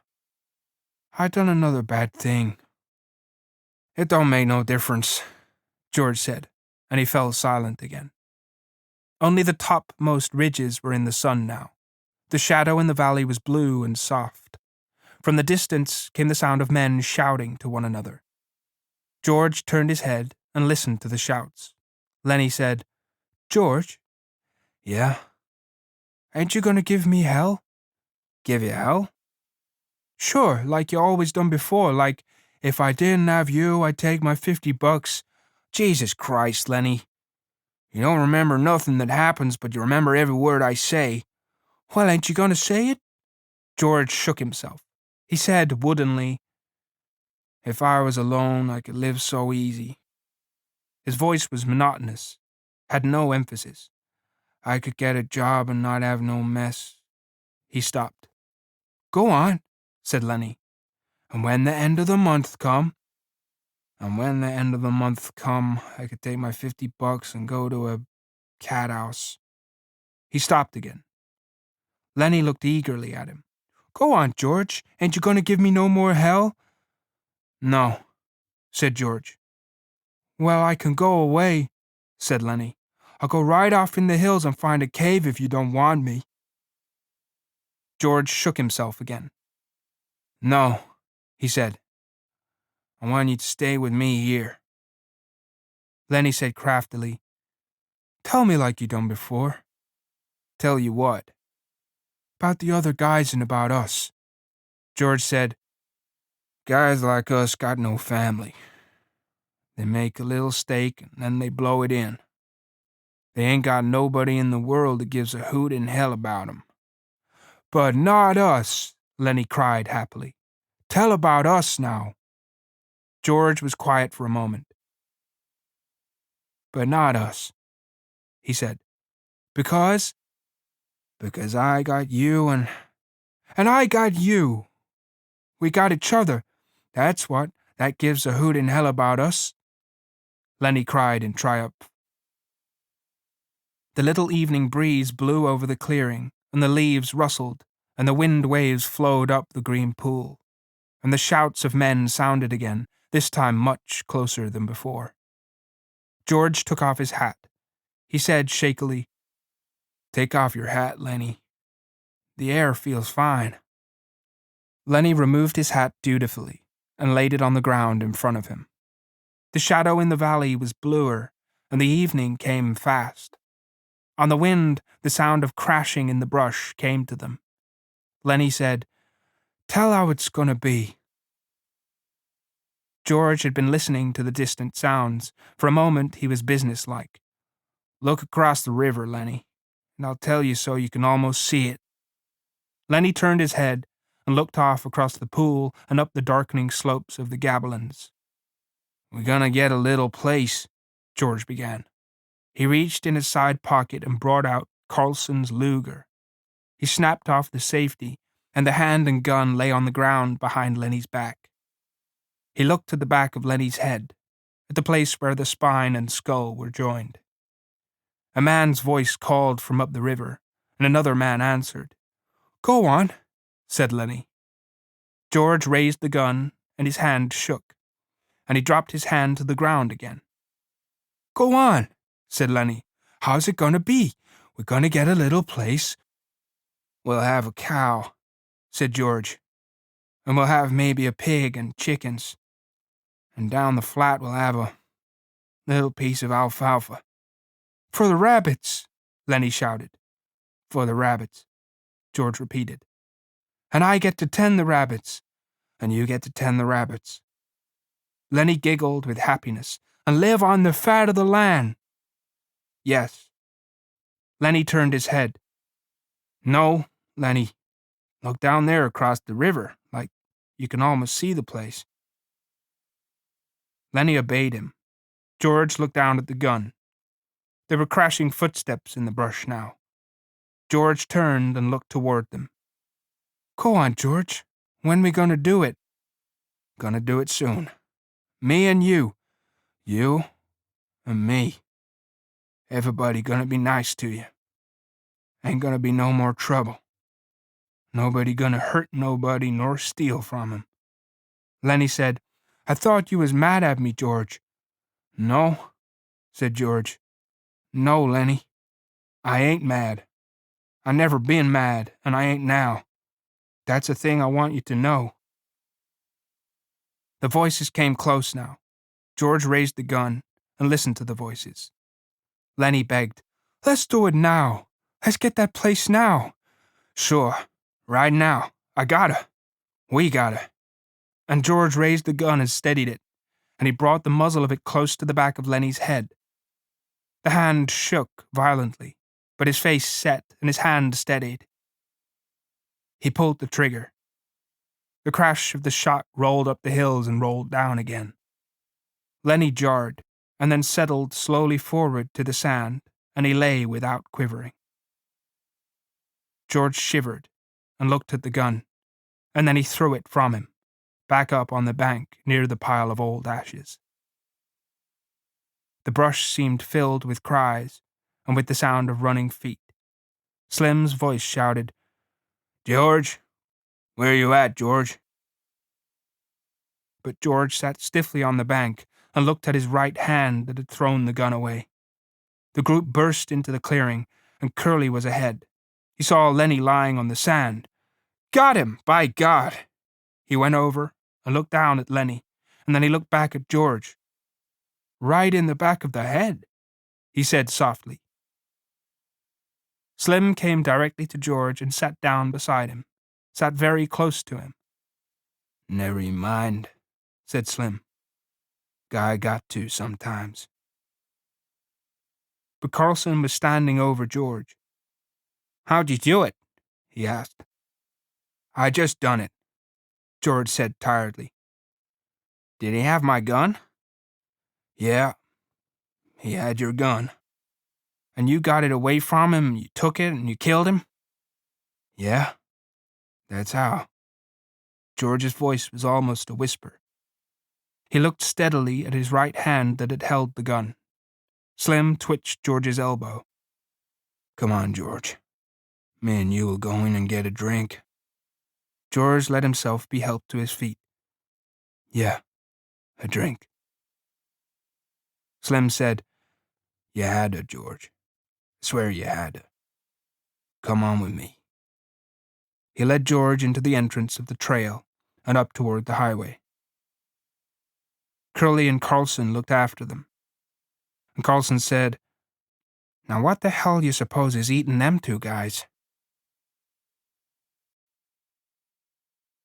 We hope you have enjoyed this Penguin audio production of Mice and Men by John Steinbeck, read by Billy Howell. It was produced by Kate MacDonald, and the post-production was by Tidor Niedu. For more Penguin audio productions, visit us at penguin.co.uk/audio. Copyright in recording Penguin Audio 2021. Text copyright John Steinbeck, 1937. All rights reserved. The moral rights of the author have been asserted. Thanks for listening. Audible hopes you've enjoyed this program.